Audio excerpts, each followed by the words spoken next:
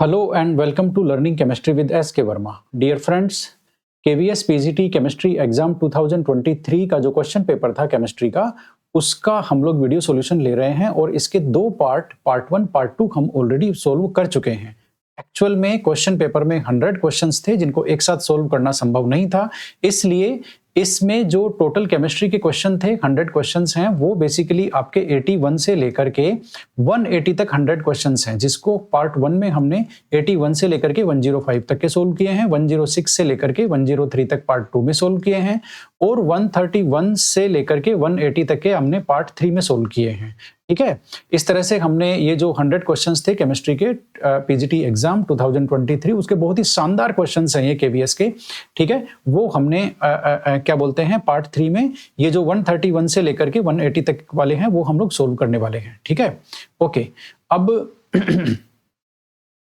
जो पार्ट 1 और पार्ट 2 है बेसिकली वो आपको कहाँ मिलेंगे, यानी कि ये जो केवीएस का पेपर था 2023 का, इसका पार्ट 1 और पार्ट 2 ऑलरेडी हम लोग रिलीज कर चुके हैं। ये आपको इस वीडियो के डिस्क्रिप्शन बॉक्स में मिल जाएंगे या फिर KVS EMRS NVS PGT chemistry इस नाम से हमारी चैनल पे एक प्लेलिस्ट है, उस प्लेलिस्ट में आपको ये दोनों तो मिलेंगे ही मिलेंगे, इनके अलावा बहुत सारे यूजफुल वीडियोस भी आपको मिलने वाले हैं वहां पर।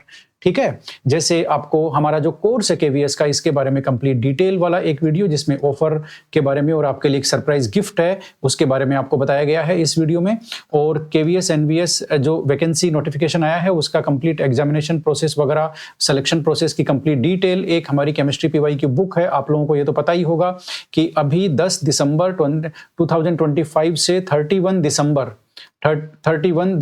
2025 तक लर्निंग केमिस्ट्री का केमिस्ट्री दिसंबर बोनांजा ऑफर है। उसमें केवीएस का ये जो कोर्स है, केवीएस एनवीएस ईएमआरएस का जो पीजीटी केमिस्ट्री का कोर्स है, उसमें आपको पीवाईक्यू जो बुक है वो हार्ड कॉपी आपको फ्री में दी जा रही है। तो ये बुक आपके घर पे डिलीवर हो जाएगी, इस बुक की हार्ड कॉपी, यदि आप ये कोर्स लेते हैं तो 31 दिसंबर से पहले।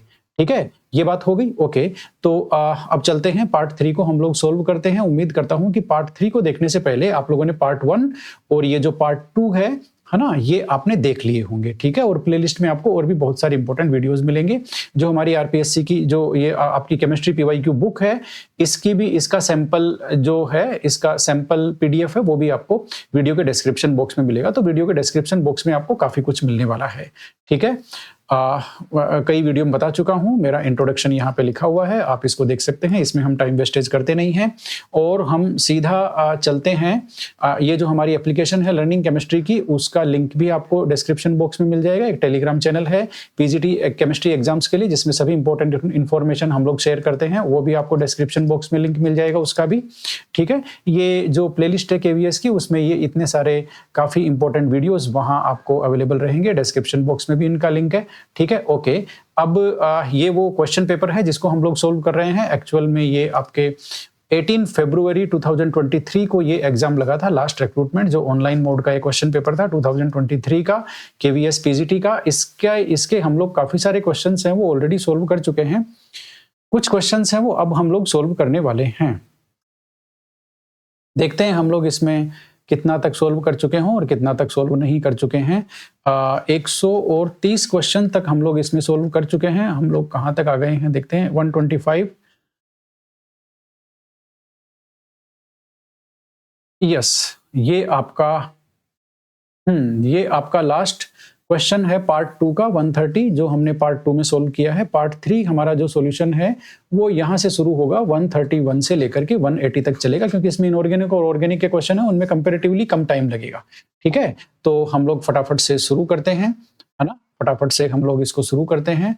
131 क्वेश्चन है, इनऑर्गेनिक का है, और इसके पहले पार्ट 1 और पार्ट 2 आप देखोगे तो न्यूमेरिकल्स को हमने बहुत तरीके से एक्सप्लेन किया, आप देखोगे तो आपको सच में मजा आ जाएगा। ओके, अब आप आगे चलते चले जाइए। Which of the following electronic configuration is correct for nickel? Nickel के लिए आपका जो इलेक्ट्रॉनिक कॉन्फ़िगरेशन है वो करेक्ट क्या है? अब निकिल का एटॉमिक नंबर तो आप जानते ही हो, 28 होता है। 28 के हिसाब से इसका इलेक्ट्रॉनिक कॉन्फ़िगरेशन कौन सा हो गया?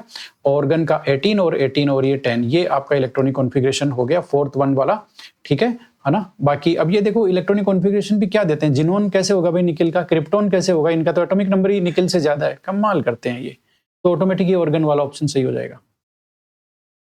132 में इन्होंने पूछा है एटॉमिक रेडियाई ऑफ जर्कोनियम और हैफनियम इनकी ऑलमोस्ट इक्वल है, क्या रीजन है इनका? तो देखो जर्कोनियम आपका 4D सीरीज का मेटल है और ये 5D सीरीज का मेटल है, और लेंथेनाइट कॉन्ट्रैक्शन का एक कॉन्सेप्ट है जिसकी वजह से 4D और 5D सीरीज के जो सेम ग्रुप के एलिमेंट्स होते हैं उनकी जो एटॉमिक रेडियस होती है वो ऑलमोस्ट सेम हो जाती है ना? तो यहाँ जर्कोनियम जो है और हैफनियम जो है वो एक ही ग्रुप के हैं 4D और 5D सीरीज में, तो इसलिए इनकी जो साइज में अंतर बहुत ही कम हो जाता है, क्योंकि हैफनियम से पहले 14 एलिमेंट लेंथेनॉइड्स 14 एलिमेंट्स आते हैं जिनमें लेंथेनॉइड कॉन्ट्रैक्शन हो जाता है, इसलिए जर्कोनियम से हैफनियम तक साइज इंक्रीज नहीं होती, तो लेंथेनॉइड कॉन्ट्रैक्शन इसका रीजन है। ठीक है, उसके बाद में आपका ये क्वेश्चन है, और इस क्वेश्चन का नंबर क्या है हम देख लेते हैं। इस क्वेश्चन का नंबर 133 है एक्चुअल में। तो इसमें करेक्ट ऑप्शन चूज कराया है, आपके ऑक्साइड्स दिए हैं, मैंगनीज का ऑक्साइड है Mn2O7, CrO3 क्रोमियम का ऑक्साइड है और वेनेडियम ये है। अब ये देखो, ये Mn की ऑक्सीडेशन स्टेट +7, इसमें +6 और इसमें +5 है। ठीक है, तो आप जानते ही हो कि जो हाईएस्ट ऑक्सीडेशन स्टेट वाले जो आपके ऑक्साइड्स होते हैं वो बेसिकली एसिडिक होते हैं, यानी कि जैसे जैसे ऑक्सीडेशन स्टेट बढ़ता है तो वो एसिडिक होता है, इसीलिए Mn की हाईएस्ट ऑक्सीडेशन स्टेट +7 है, तो ये Mn का जो ऑक्साइड है ये एसिडिक नेचर का है। ये भी क्रोमियम की हाईएस्ट ऑक्सीडेशन स्टेट +6 है, ये भी एसिडिक नेचर का है, H2O के साथ मिलकर के क्रोमिक एसिड बनाता है ये। ठीक है, V2O5 है वो NCERT के अकॉर्डिंग एम्फोटेरिक है। NCERT के अकॉर्डिंग क्या है? एम्फोटेरिक है। ये NCERT का स्क्रीनशॉट हमने यहाँ पर रखा है, इसमें साफ साफ लिखा हुआ है कि जो V2O5 है, ये देखो V2O5 आपका एम्फोटेरिक है, और आगे लिखा हुआ भी है कि V2O5 react with alkali as well as acid, यानी कि एसिड से और एल्कली से दोनों से रिएक्शन करता है, इसका मतलब ये एम्फोटेरिक है। इसमें कहीं कोई किंतु परंतु नहीं है। लेकिन इन्होंने ऐसा कोई ऑप्शन दिया नहीं, इन्होंने जो दिया है उसके हिसाब से बेस्ट वन चॉइस आपकी ये हो सकती है। कैसे हो सकती है मैं आपको बताता हूं कि Mn2O7 CrO3 और ये इन तीनों को बेसिक बताया, तो भाई ये दोनों तो बेसिक हो ही नहीं सकते, ये तो एसिडिक हैं, क्योंकि हाईएस्ट ऑक्सीडेशन स्टेट के ऑक्साइड हैं ये तो। ठीक है, इसको एसिडिक बताया है, इसको Mn2O7 को बेसिक बताया है, ये भी गलत हो गया, ये तो गलत पहले से ही था। यहां पर भी देखो जानबूझ करके इन्होंने Mn2O7 को और V2O5 को बेसिक बताया है, ये भी गलत हो गया। सिर्फ एक ही ऑप्शन है जिसमें Mn2O7 और CrO3 को दोनों को एसिडिक बताया हुआ है। ठीक है ना? V2O5 को चाहे कुछ ही बताओ, लेकिन ये जो दोनों एसिडिक नेचर के हैं, हाईएस्ट ऑक्सीडेशन स्टेट के ऑक्साइड हैं, इनको एक ही ऑप्शन में इन्होंने एसिडिक बताया है। ठीक है, तो ऑप्शन नंबर 1 इसका करेक्ट आंसर है। वैसे V2O5 है वो एसिडिक नहीं है, वो एम्फोटेरिक है, लेकिन कोई बात नहीं, ऑप्शंस के अकॉर्डिंग करेक्ट ऑप्शन आपका 1 होगा।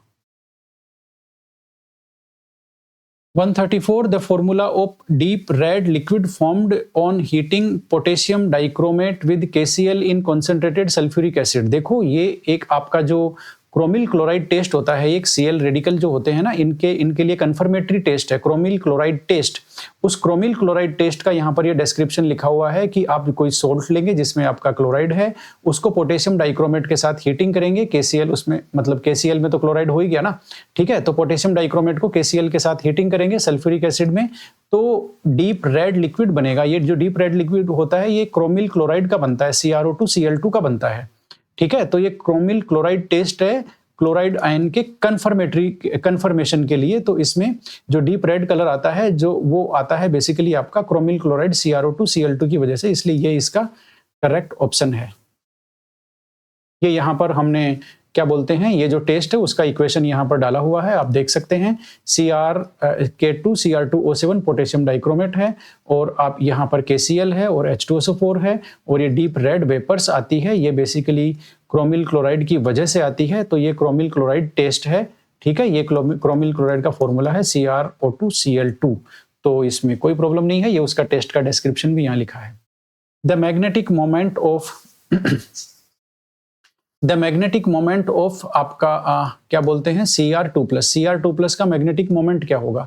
तो CR2+ का इलेक्ट्रॉनिक कॉन्फ़िगरेशन जो है वो D4 होता है। D4 में 4 अनपेयर्ड इलेक्ट्रॉन होते हैं। तो जो आपका फॉर्मूला होता है स्पिन ओनली फॉर्मूला, उसमें आप यदि n की value number of unpaired electron रखोगे 4, है ना, और आपका क्या बोलते हैं 4 + 2, तो 6 × 4 24, तो 24 का आप स्क्वायर रूट लोगे, तो स्क्वायर रूट लोगे 24 का, तो आपको ऑप्शन जो है वो बेसिकली कौन सा मिलना चाहिए, वो आपका 4.40 ये गलत दिया हुआ है, बेसिकली यहाँ पर 4.90 होना चाहिए, ये गलत यहाँ पर दिया हुआ है, लेकिन सही ऑप्शन यही होगा। हालांकि 4.40 गलत वैल्यू है, आप समझ रहे हैं ना। 4.90 इसका होता है, 4 अनपेड इलेक्ट्रॉन का 4.90 होता है। √24 करोगे ना आप तो 4.90 आएगा, तो ये गलत वैल्यू दी हुई है, लेकिन ऑप्शन के अकॉर्डिंग यही सेलेक्ट करना पड़ेगा। हालांकि ये गलत है, लेकिन ऑप्शन के अकॉर्डिंग यही सेलेक्ट करना पड़ेगा। एक्चुअल आंसर 4.90 है। 136 है। 136 में ये कह रहे हैं which of the following is a coordination compound. देखो ये जो फॉर्मूला है वो बेसिकली कार्नेलाइट का है, कार्नेलाइट का फॉर्मूला है ये, ठीक है। आपका पहले वाला KCl MgCl2 6H2O, जो अगला वाला फॉर्मूला है फेरस सल्फेट अमोनियम सल्फेट वाला, वो बेसिकली मोहर सोल्ट का है, मोहर सोल्ट, ठीक है। ये जो फॉर्मूला है ये पोटास एलम का है, एक पोटेशियम सल्फेट एल्यूमिनियम सल्फेट वाला, पोटास एलम। और ये जो फॉर्मूला है ये आपका स्क्वायर ब्रैकेट में देखो एल्यूमिनियम का ऑक्सलेट लिगेंड के साथ में कोऑर्डिनेशन कंपाउंड बना हुआ है, इसलिए जो फोर्थ ऑप्शन है वो आपका कोऑर्डिनेशन कंपाउंड है, क्योंकि स्क्वायर ब्रैकेट में कोऑर्डिनेशन एंटिटी शो करी हुई है जिसमें लिगेंड आपका ऑक्सलेट है और आपका एल्यूमिनियम सेंट्रल मेटल आयन है, तो जो फोर्थ ऑप्शन है वो आपका कोऑर्डिनेशन कंपाउंड है। बाकी आपके ये जो थे ये आपके बेसिकली डबल सोल्ट हैं, है ना। इसमें देखो KCl और MgCl2, ये फेरस सल्फेट अमोनियम सल्फेट, और ये आपका पोटेशियम सल्फेट और एल्यूमिनियम सल्फेट, ठीक है। तो ये इनके ये आपके क्या क्या थे, ये बेसिकली आपके डबल सोल्ट हैं, और जो फोर्थ ऑप्शन वाला है वो आपका कोऑर्डिनेशन कंपाउंड है। कोऑर्डिनेशन नंबर इन्होंने पूछा है कोबाल्ट कॉम्प्लेक्स का, तो कोबाल्ट कॉम्प्लेक्स का ये रहा कोबाल्ट कॉम्प्लेक्स, जिसमें आपका कोऑर्डिनेशन नंबर दिखाना है। तो कोऑर्डिनेशन नंबर स्क्वायर ब्रैकेट में देखो कोबाल्ट कितने कोऑर्डिनेशन बॉन्ड बना रहा है। EN एक बाइडेंटेट लिगेंड है, ये रहा डाइथाइल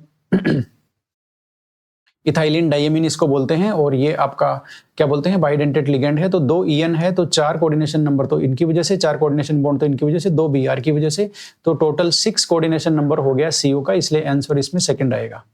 इनऑर्गेनिक के क्वेश्चन कंपैरेटिवली आसान है, फिजिकल वाले थोड़े से टिपिकल थे। तो 138 में इन्होंने कहा हेक्साडेंटेट लिगेंड कौन सा है। ऑक्सलेट एक बाइडेंटेट लिगेंड है, CN एक यूनिडेंटेट लिगेंड है, इथाइलिन डाइएमीन एक बाइडेंटेट लिगेंड है, EDTA एक हेक्साडेंटेट लिगेंड है, तो option 4 EDTA। Oxidation state of central metal atom in the coordination compound, इसमें कोऑर्डिनेशन कंपाउंड में अच्छा ऑक्सीडेशन स्टेट निकालनी है प्लेटिनम की, ठीक है, प्लेटिनम की ऑक्सीडेशन स्टेट निकालनी है इसमें। तो ये काफी आसान है, देखो कैसे, क्योंकि NH3 यूनिडेंटेट है ना, मोनोडेंटेट है, तो 3 कोऑर्डिनेशन बॉन्ड तो इसकी वजह से हो जाएंगे, एक Cl की वजह से हो जाएंगे, कुल मिलाकर के PT जो है वो 4 कोऑर्डिनेशन बॉन्ड बना रहा है। अच्छा, यहाँ कोऑर्डिनेशन नंबर नहीं ऑक्सीडेशन स्टेट पूछी है, ओके, तो ऑक्सीडेशन स्टेट निकाल लेते हैं, इसमें कोई दिक्कत नहीं है। आप देखेंगे तो जो आपका PT है उसके ऊपर जो चार्ज लगा हुआ है वो यहाँ +1 है और Cl पे -1 है, यही तो है, ठीक है। तो ये जो प्लस चार्ज है, अब इसकी हेल्प से हम निकाल लेंगे आराम से, कोई दिक्कत नहीं है। देखो NH3 पर चार्ज होता है 0, ठीक है, Cl पे चार्ज होता है -1। अब इसका PT का कितना चार्ज लें कि पूरी कोऑर्डिनेशन एंटिटी पे +1 आ जाए, तो जाहिर सी बात है इसका +2 होगा, तभी तो Cl के साथ 1 +1 तो यहाँ पर बैलेंस हो गया, Cl के साथ में 1 +1 तो Cl के साथ बैलेंस हो गया, और 1 +1 यहाँ रिफ्लेक्ट हो रहा है, तो इसका प्लेटिनम का चार्ज कितना हो गया आपका +2 ऑक्सीडेशन स्टेट हो गई।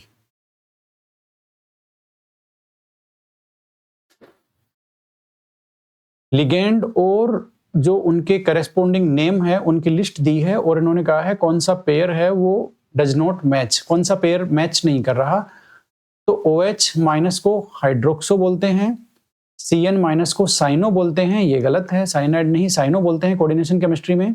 Cl- को क्लोरो बोलते हैं, सही है। H2O को एक्वा बोलते हैं। एक्चुअल में आज की तारीख में ये मतलब ऑप्शन के अकॉर्डिंग देखोगे तो जो सही करेक्ट मैच नहीं कर रहा वो आपका सेकंड मैच नहीं कर रहा, ठीक है। CN को साइनो बोलते हैं, लेकिन ये भी गलत हो जाएगा, क्योंकि अभी जिन पे माइनस चार्ज हैं, ठीक है, उसमें ID जिनके नाम के लास्ट में IDE आता है उनको अब IDO से बोलते हैं, यानी कि ये आपका हो गया हाइड्रोक्सिडो, ये हो गया साइनिडो, ये हो गया क्लोरिडो।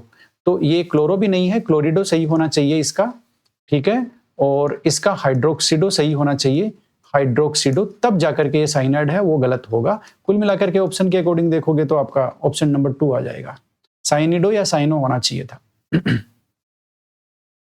ऑर्गेनिक के क्वेश्चंस बड़ी जल्दी शुरू हो गए। द IUPAC नेम ऑफ, इसका IUPAC नाम इन्होंने पूछा है हमसे। IUPAC नाम बताने में हम एकदम तगड़े हैं, कहीं कोई प्रॉब्लम वाली कोई बात नहीं है, ठीक है। तो इसमें आप फटाफट से इसका IUPAC नाम बता सकते हो। कैसे आप बताओगे? नंबरिंग किधर से आपको करनी है, इधर से आप नंबरिंग करोगे 1 2 3 और 4 और 5। तो इसका मतलब ये हो गया आपका 2 3 पे आपका डाइमिथाइल है और 2 और 4 पे आपका डाइओल है। तो 2 3 डाइमिथाइल पेंटेन 2 4 डाइओल, यही आपका हो जाएगा, ठीक है।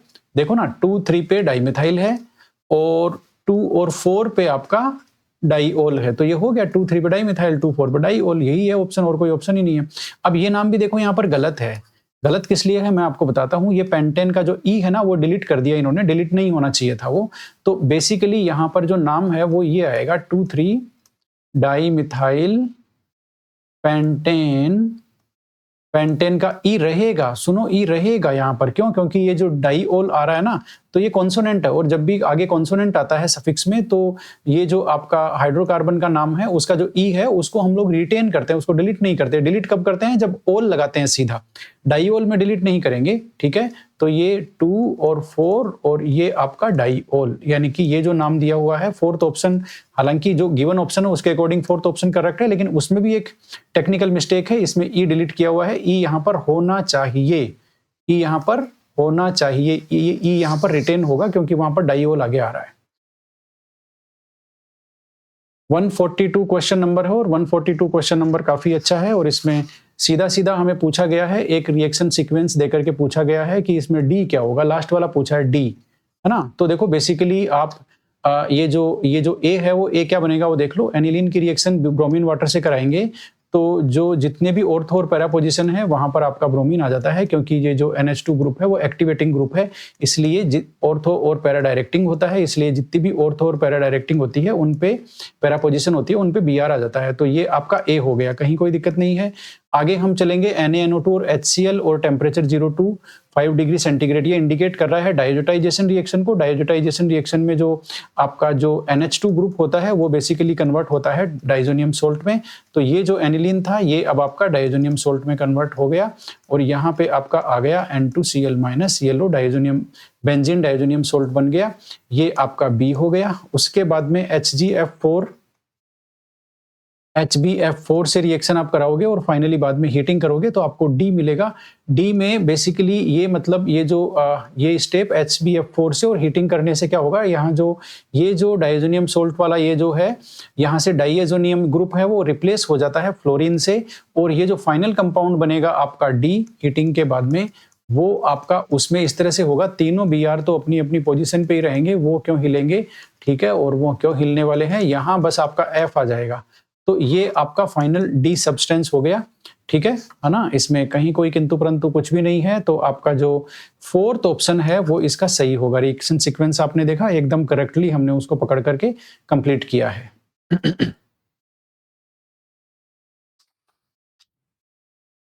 143 का जो क्वेश्चन है, विच of these is aromatic species, aromatic बताना है। देखो इसमें तो आपके जो इलेक्ट्रॉन है वो 4 पाई इलेक्ट्रॉन है, तो ये तो 4n सिस्टम है, तो ये तो आपका एंटी एरोमेटिक हो गया, एंटी एरोमेटिक हो गया, ये तो एरोमेटिक नहीं है। यहाँ पर इसमें ये आपका sp3 हाइब्रिडाइजेशन आ गया, इसलिए कंजुगेशन है वो कंटिन्यूअस नहीं है, इसलिए ये भी एरोमेटिक नहीं है, नॉन एरोमेटिक हो गया, ये नॉन एरोमेटिक। और यहाँ पर भी ये sp3 हाइब्रिडाइजेशन का एक कार्बन आ गया बीच में, ठीक है, इसलिए ये भी आपका नॉन एरोमेटिक हो गया।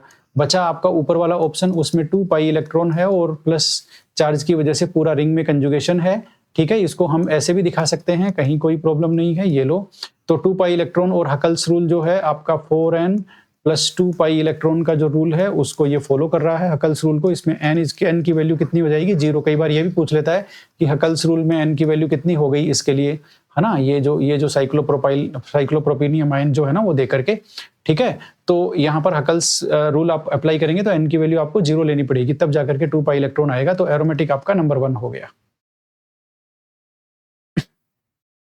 144 में आपको एक मॉलिक्यूल दिया हुआ है CH2 डबल बॉन्ड CH2। इसमें आप देखोगे तो इन्होंने कुछ कुछ ऑप्शन दिए हैं, वो ऑप्शन क्या है फटाफट पढ़ लेते हैं। All 3 carbon are sp hybridised, no.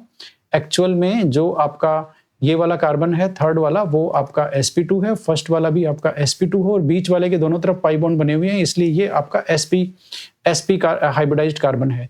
C first and third are sp2, C second is sp hybridised, ये सही है। C first and C third are sp, no गलत। ऑल कार्बन sp2, नो गलत। तो आपका ये जो सेकंड ऑप्शन है ये हो जाएगा C1 और C थर्ड तो आपके sp2 हो जाएंगे और C सेकंड वो आपका sp है। हमेशा याद रखिए कार्बन जब भी आपके दो पाई बॉन्ड बना रहा है तब वो हमेशा आपका sp हाइब्रिडाइजेशन होगा, चाहे ये ट्रिपल बॉन्ड वाला कार्बन हो चाहे दोनों तरफ डबल बॉन्ड वाला, क्योंकि इसमें भी आपके दो पाई बॉन्ड बन रहे हैं, इसमें भी आपके दो पाई बॉन्ड बन रहे हैं, ठीक है। तो जब भी कार्बन दो पाई बॉन्ड बनाता है तो वो sp हाइब्रिडाइजेशन होता है, जब एक पाई बॉन्ड बनाता है तो वो sp2 होता है और जब एक भी नहीं बनाता तो वो sp3 होता है। तो आप ये जो थर्ड और फर्स्ट को देखोगे तो ये कार्बन एक एक पाई बॉन्ड बना रहा है, एक एक पाई बॉन्ड बना रहा है, तो ये आपके sp2 हो गए, बीच वाला दो बना रहा है तो आपका sp हो गया। इस हिसाब से जो करेक्ट आंसर है वो आपका ऑप्शन नंबर सेकंड है।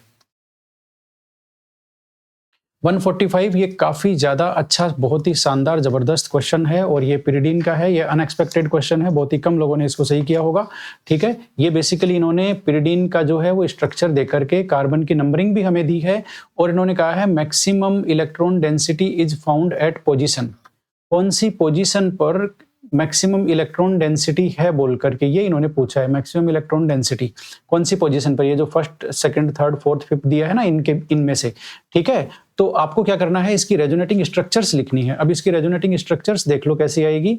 ये जो आपका पिरिडीन है मैं इसकी स्ट्रक्चर बना रहा हूं सबसे पहले ऐसे की ऐसे, ये नाइट्रोजन, ये आपका लोन पेयर, ये बॉन्ड इधर, ये बॉन्ड इधर, ये बॉन्ड इधर, ये आपने देखा मैंने बनाया। इसकी जो है वो रेजोनेटिंग, इसकी क्या बोलते हैं, हाँ, अब मैं बेसिकली इसकी जो रेजोनेटिंग स्ट्रक्चर्स है वो क्रिएट कर रहा हूं, वो देखना कैसे होगा। सबसे पहले ये बॉन्ड का जो इलेक्ट्रॉन है यहाँ नाइट्रोजन पे आ जाता है, ठीक है। और आप अगली रेजोनेटिंग स्ट्रक्चर है उसको अचीव कर लेते हो। अगली रेजोनेटिंग स्ट्रक्चर क्या है जरा देखना, थोड़ा बड़ा स्ट्रक्चर बनाता हूं ताकि आपको दिख पाए। नाइट्रोजन पे अब आपका ये लोन पेयर तो यहाँ है ही है, ये नेगेटिव चार्ज है अब आपका, और यहाँ पर आपका बॉन्ड ऑलरेडी है और यहाँ पर बॉन्ड ऑलरेडी है। इतनी बात हो गई, ओके। अब यहाँ से शुरू होगी कहानी। कहानी क्या है, बेसिकली ये जो नाइट्रोजन का नेगेटिव चार्ज है ना, ये आपका यहाँ बॉन्ड बनाएगा, ये बॉन्ड बनाएगा, तो इस बॉन्ड के इलेक्ट्रॉन बाहर निकल जाएंगे, ठीक है। तो अगली रेजोनेटिंग स्ट्रक्चर आपकी आ गई है और अगली रेजोनेटिंग स्ट्रक्चर क्या होगी जरा देख लो। नाइट्रोजन पे अब आपका लोन पेयर है, अब आपका एक बॉन्ड इधर बन गया, एक बॉन्ड इधर बन गया, यहाँ नेगेटिव चार्ज आ गया अब यहाँ पर, और ये बॉन्ड ऐसे की ऐसे है। उसके बाद में अगली रेजोनेटिंग स्ट्रक्चर में ये नेगेटिव चार्ज की वजह से यहाँ बॉन्ड बनेगा, ठीक है ना। और नेगेटिव चार्ज के साथ में दो इलेक्ट्रॉन है, वो एक ही बात है, बताने की जरूरत नहीं है, ठीक है। यहाँ बॉन्ड बन जाएगा और ये बॉन्ड के इलेक्ट्रॉन निकल करके यहाँ आ जाएंगे। तो अगली रेजोनेटिंग स्ट्रक्चर इसकी आ गई, वो आप बहुत ही आराम से बना सकते हो।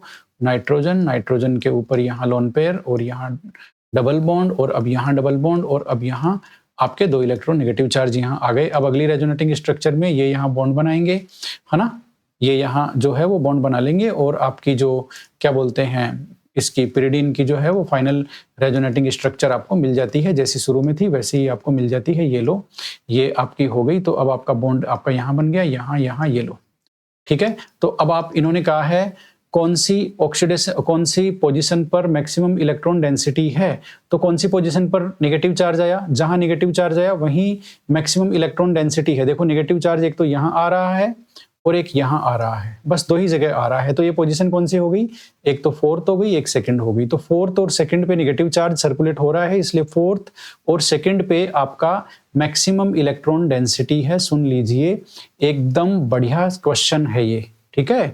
तो इसमें आपको पिरिडीन का क्या बोलते हैं आपका वो पता होना चाहिए, पिरिडीन की रेजोनेटिंग स्ट्रक्चर आपको पता होनी चाहिए, कैसे पिरिडीन की रेजोनेटिंग स्ट्रक्चर बनाते हैं। उन्हीं से हमें पता चलेगा कि मैक्सिमम इलेक्ट्रॉन डेंसिटी कौन से कार्बन पे अपीयर हो रही है। ये भी आपके केवीएस पीजीटी केमिस्ट्री का क्वेश्चन है 146, और 146 क्वेश्चन में आप देखोगे तो सीसीएल बॉन्ड की डिस्टेंस शॉर्टेस्ट किस में है, इन्होंने पूछा है सबसे शॉर्टेस्ट बॉन्ड डिस्टेंस किस में है बोल करके ये इन्होंने पूछा है ना। कौन सी बॉन्ड डिस्टेंस, सीसीएल की बॉन्ड डिस्टेंस, यानी कि कार्बन और आपका क्लोरीन के बीच में सबसे शॉर्ट बॉन्ड कौन सा है। तो देखो आप जानते हो कि कंजुगेशन की वजह से बॉन्ड लेंथ है ना वो छोटी हो जाती है, ठीक है। अब आप देखोगे तो कंजुगेशन है ना कहीं भी नहीं है, केवल जो नंबर 1 वाला केस है केवल उसी में है। कैसे है उसी में, जरा देखना जरा। ये आपका जो क्या बोलते हैं ये आपका लोन पेयर है, लोन पेयर के जो इलेक्ट्रॉन हैं वो आपके इधर आएंगे, तो ये इलेक्ट्रॉन निकल करके आपके यहाँ आ जाएंगे और फिर ये वापस अपनी जगह आएंगे, तो लोन पेयर वाले वापस अपनी जगह आ जाएंगे। कुल मिलाकर के यहाँ से यहाँ तक आपका कंजुगेशन है, जिसकी वजह से ये कार्बन और ये जो Cl बॉन्ड है उसमें डबल बॉन्ड कैरेक्टर आ जाते हैं, इसलिए ये यहाँ पर शॉर्टेस्ट है क्योंकि डबल बॉन्ड इसमें है। यहाँ कंजुगेशन नहीं है क्योंकि बीच में एक sp3 कार्बन आ गया। यहाँ कोई कंजुगेशन नहीं है, कोई डबल बॉन्ड नहीं है। यहाँ आप देख रहे हैं यहाँ भी कंजुगेशन नहीं है क्योंकि यहाँ बेसिकली आपका क्रॉस कंजुगेशन का मैटर आ गया। क्रॉस कंजुगेशन यानी कि यहाँ पर दोनों तरफ से हो रहा है, इसलिए यहाँ पर क्रॉस कंजुगेशन का मैटर है, इसलिए यहाँ भी कंजुगेशन नहीं होगा। कंजुगेशन सिर्फ एक जो क्रॉस कंजुगेशन का मतलब आप समझ गए यहाँ पर। हाँ, यहाँ भी कंजुगेशन नहीं है। देखो क्रॉस कंजुगेशन की जरूरत ही नहीं है। बेसिकली ये जो लोन पेयर है ना, इससे एक बॉन्ड बाद में ही डबल बॉन्ड होना चाहिए, मतलब डबल बॉन्ड यहाँ होना चाहिए था, इसमें यहाँ है, तो यहाँ पूरा गैप आ गया। ये बिल्कुल sp3 आपका जो है वो क्या बोलते हैं कार्बन आ गया, इसलिए कंजुगेशन यहाँ भी नहीं है। ठीक है, तो क्रॉस कंजुगेशन की बात यहाँ नहीं थी, वो सही नहीं थी। यहाँ पर sp3 की वजह से यहाँ भी कंजुगेशन नहीं है डबल बॉन्ड और लोन पेयर के बीच में। तो डबल बॉन्ड और लोन पेयर के बीच में जो कंजुगेशन है वो केवल स्ट्रक्चर 1 में है। स्ट्रक्चर 1 में होने की वजह से जो डबल बॉन्ड कैरेक्टर आएंगे वो केवल और केवल किस में आएंगे, स्ट्रक्चर 1 में आएंगे। और वो कैसे आएंगे मैं आपको बना के बता देता हूँ। उसकी रेजोनेटिंग स्ट्रक्चर है वो इस तरह से, यहाँ आपका नेगेटिव इलेक्ट्रिक चार्ज आ जाएगा और ये आ जाएगा यहाँ डबल बॉन्ड, और ये आपका Cl का 2 लोन पेयर ऐसे कैसे और एक पॉजिटिव चार्ज, तो ये आपका कार्बन CCl बॉन्ड में डबल बॉन्ड कैरेक्टर आ गए। फिर ये आपके यहाँ वापस आएंगे और ये यहाँ वापस चला जाएगा, तो ये रेजोनेटिंग स्ट्रक्चर इस तरह से चलती रहेगी। ठीक है, तो ये इस CCl बॉन्ड में डबल बॉन्ड कैरेक्टर की वजह से ये सबसे शॉर्टेस्ट होगा। ये रहा शॉर्टेस्ट, सबसे छोटा, ऑप्शन नंबर 1।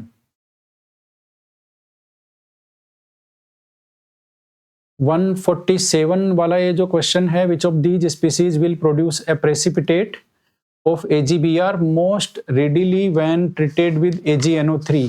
ये कह रहा है AgNO3 के साथ हम इनको ट्रीट करेंगे तो सबसे आसानी से AgBr का प्रेसिपिटेट क्या बोलते हैं इसमें मिलेगा। देखो मेरी बात को समझो, AgBr का प्रेसिपिटेट बनने के लिए Br आपका माइनस आयन के रूप में फ्री होना चाहिए ना, तो वो कब होगा? वो आपका तब होगा जब ये जो कंपाउंड है ये इजीली Br माइनस को रिलीज कर देगा। और वो कब करेगा? जब इनसे जो बनेगा कार्बोकैटायन उसकी स्टेबिलिटी ज्यादा होगी। तो हमें यहाँ यही देखना है कि AgNO3 से जब हम इनकी रिएक्शन कराएंगे किसी की भी, तो AgBr का प्रेसिपिटेट उस केस में सबसे आसानी से बनेगा या सबसे जल्दी बनेगा जिस केस में जो बनने वाला कार्बोकैटायन है वो सबसे ज्यादा स्टेबल होगा। बात आपको समझ में आई? तो अब हम इन सब में से Br माइनस निकाल देंगे, बनने वाले कार्बोकैटायन को देखेंगे वो स्टेबल आपका है कि नहीं है। ठीक है, तो मैं आपको बता दूं, इसमें यदि आप Br माइनस को निकाल देते हो तो इसमें यहाँ पॉजिटिव चार्ज आ जाएगा और ये आपका 4n सिस्टम, और 4n सिस्टम एंटी एरोमेटिक है। इसका मतलब ये स्टेबल नहीं है। ये इस केस में AgBr का पीपीटी जल्दी से नहीं बनेगा। इन्होंने क्या पूछा है? Produce a PPT most readily, तो इसमें नहीं बनेगा भाई पीपीटी, क्योंकि वो जो बनने वाला कार्बोकैटायन है वो स्टेबल नहीं है। ठीक है, इसमें हम Br निकाल देते हैं। ये हमने Br निकाला, Br निकाल करके यहाँ पॉजिटिव चार्ज आएगा। ये आपका फिनाइल कैटायन है और फिनाइल कैटायन भी स्टेबल नहीं होता, इसलिए ये भी AgBr का पीपीटी नहीं देगा। AgNO3 के साथ रिएक्शन करके पीपीटी नहीं देगा क्योंकि कार्बोकैटायन स्टेबल नहीं है सॉरी। इसमें आप यदि ये Br माइनस की फॉर्म में हटा लेते हैं तो यहाँ पर पॉजिटिव चार्ज आएगा और ये आपका बेंजाइल कार्बोकैटायन है। बेंजाइल कार्बोकैटायन काफी ज्यादा स्टेबल होते हैं, है ना। यहाँ पर AgBr का पीपीटी आने का चांसेस हैं। आगे देखते हैं बेंजाइल से भी ज्यादा कोई कार्बोकैटायन स्टेबल है क्या। यहाँ इस Br को हम हटा देंगे तो यहाँ पर कार्बोकैटायन यहाँ बनेगा, और ये जो कार्बोकैटायन बन रहा है दोस्तों ये ऊपर वाले बेंजाइल से भी ज्यादा स्टेबल है, क्योंकि यहाँ पर आपका ये जो OCH3 है, OCH3 का प्लस M इफेक्ट भी इस कार्बोकैटायन को स्टेबलाइज करेगा। ठीक है, तो यहाँ पर जो सबसे मोस्ट स्टेबल कार्बोकैटायन है वो 4th ऑप्शन का होगा। इसलिए 4th ऑप्शन में क्या होगा, Br माइनस जल्दी से रिलीज हो जाएगा और वो AgNO3 के साथ रिएक्शन करके AgBr का पीपीटी बनाएगा। तो AgBr का पीपीटी उस केस में सबसे आसानी से बनेगा जिसका कार्बोकैटायन सबसे ज्यादा स्टेबल होगा, और वो 4th ऑप्शन का कार्बोकैटायन है। Br माइनस निकालने के बाद में वो सबसे ज्यादा स्टेबल होगा, बेंजाइल कैटायन से भी ज्यादा। क्यों? क्योंकि बेंजाइल कैटायन में इन्होंने जो आपका OCH3 है वो ग्रुप लगा हुआ है, वो एक इलेक्ट्रॉन डोनेटिंग ग्रुप है जो कि आपका जो कार्बोकेटायन है उसको स्टेबलाइज करता है और ज्यादा उसकी स्टेबिलिटी एनहेंस करता है अपने प्लस एम इफेक्ट से, है ना, कंजुगेशन से, ठीक है। तो इसलिए फोर्थ ऑप्शन का कार्बोकेटायन मोस्ट स्टेबल होगा, इसलिए फोर्थ ऑप्शन वाले कंपाउंड के साथ AgNO3 की रिएक्शन कराएंगे हम, तो आपका जो क्या बोलते हैं AgBr का जो पीपीटी है वो सबसे आसानी से आएगा, सबसे जल्दी आएगा, ठीक है। ये मैंने इनको सही कर दिया भाई।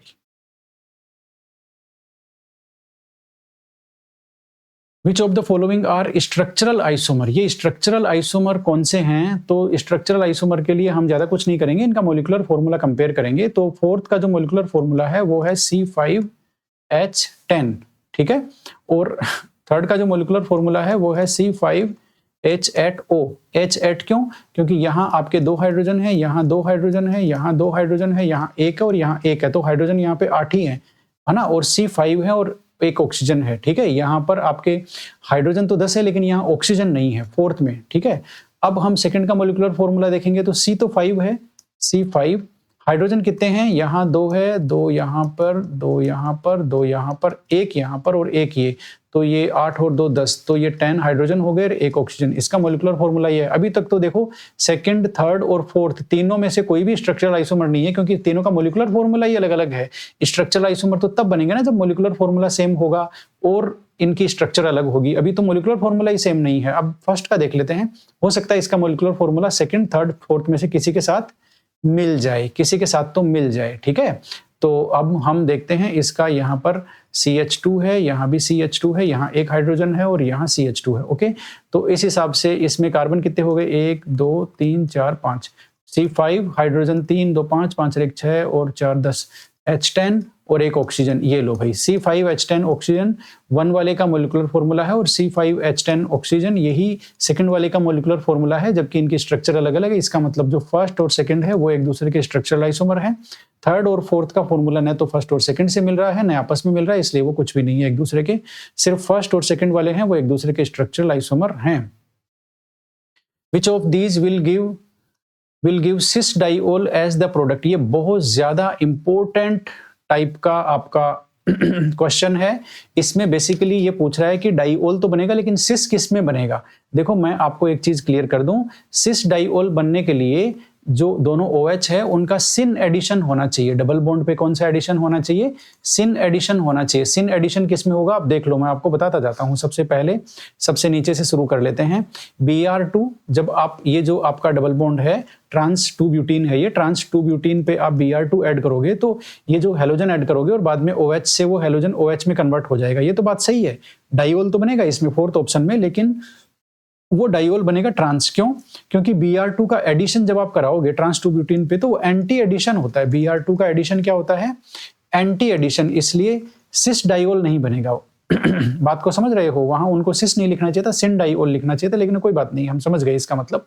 तो एंटी एडिशन होगा Br2 का, है ना। ये डबल बॉन्ड के साथ में हमेशा Br2 का एंटी एडिशन होता है, इसलिए सिस डाइओल इसमें नहीं बनेगा। दोनों डाइओल अलग अलग डायरेक्शन में रहेंगे, सुन लो अच्छी तरह से। तो इसमें वो बनेगा, सिस डाइओल नहीं बनेगा, ट्रांस डाइओल बनेगा, ठीक है। ओके, अगला चलते हैं। ये जो आपकी रिएक्शन है, पहले BH3 और फिर H2O2 एल्कलाइन मीडियम में, ये आपकी हाइड्रोबोरेशन ऑक्सीडेशन रिएक्शन है। हाइड्रोबोरेशन ऑक्सीडेशन में डाइओल बनता ही नहीं है, इसमें तो आपका एल्कोहल बनता है सीधा सा। क्या बनता है? एल्कोहल बनता है, इसमें डाइओल बनता ही नहीं है। वो डाइओल की बात कर रहे हैं, बात को समझे, ठीक है। और यहां पर भी वैसे देखा जाए तो हाइड्रोबोरेशन ऑक्सीडेशन में भी जो एडिशन होता है ना डबल बॉन्ड पे, वो H का होता है और OH का होता है, इन दोनों का होता है और वो भी एंटी एडिशन होता है। इसलिए किसी भी तरह से हाइड्रोबोरेशन ऑक्सीडेशन में भी एंटी एडिशन होता है, तो यहां भी डबल बॉन्ड पर सिस डाइओल नहीं बनेगा। सुन लो अच्छी तरह से, बात आपको समझ में आ गई? तो ये ऑप्शन भी गया काम से। अगला जो ऊपर वाला सेकंड नंबर का ऑप्शन है, इसमें आपका जो है वो डाइओल तो बनेगा, पहले पेरोक्साइड बनेगा और उसके बाद डाइओल बनेगा, लेकिन वो एंटी एडिशन से बनेगा। यहां भी आपका जो दोनों OH होगा उनका एंटी एडिशन होता है डबल बॉन्ड पे, इसलिए यहां भी डाइओल नहीं बनेगा, यहां ट्रांस डाइओल बनेगा। डाइओल तो बनेगा लेकिन ट्रांस डाइओल बनेगा, है ना। यहां हाइड्रोबोरेशन ऑक्सीडेशन में डाइओल नहीं बनेगा। और आपका जो फोर्थ ऑप्शन है उसमें आपका एंटी एडिशन होगा, तो वहां एंटी डाइओल बनेगा। अब जो कोल्ड एल्केलाइन KMnO4 है उसमें हाइड्रोक्सिलेशन होता है और डाइओल बनता है, और वो सिस डाइओल बनता है क्योंकि वो सेम फेस पे दोनों OH अटैच होते हैं, क्योंकि इसमें सिन एडिशन है। इसमें क्या है? सिन एडिशन है, और सिन एडिशन होने की वजह से जो इसका प्रोडक्ट होगा वो एक सिस डाइओल होगा। ठीक है, तो ये आपको एल्कीन की जो रिएक्शंस है, इलेक्ट्रोफिलिक एडिशन है, उनकी स्टीरियोकेमिस्ट्री आपको पता होनी चाहिए कि किसमें एंटी एडिशन होता है और किसमें डबल बॉन्ड पर सिन एडिशन होता है।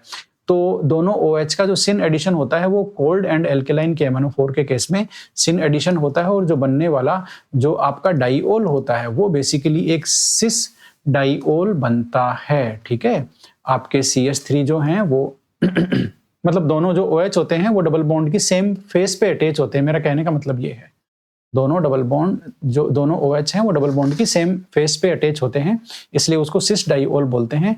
नंबर 1 ऑप्शन आपका सही है, बाकी में सब में एंटी एडिशन हो रहा है। तो ये आपके जो इलेक्ट्रोफिलिक एडिशन रिएक्शन की स्टीरियोकेमिस्ट्री का क्वेश्चन था बेसिकली।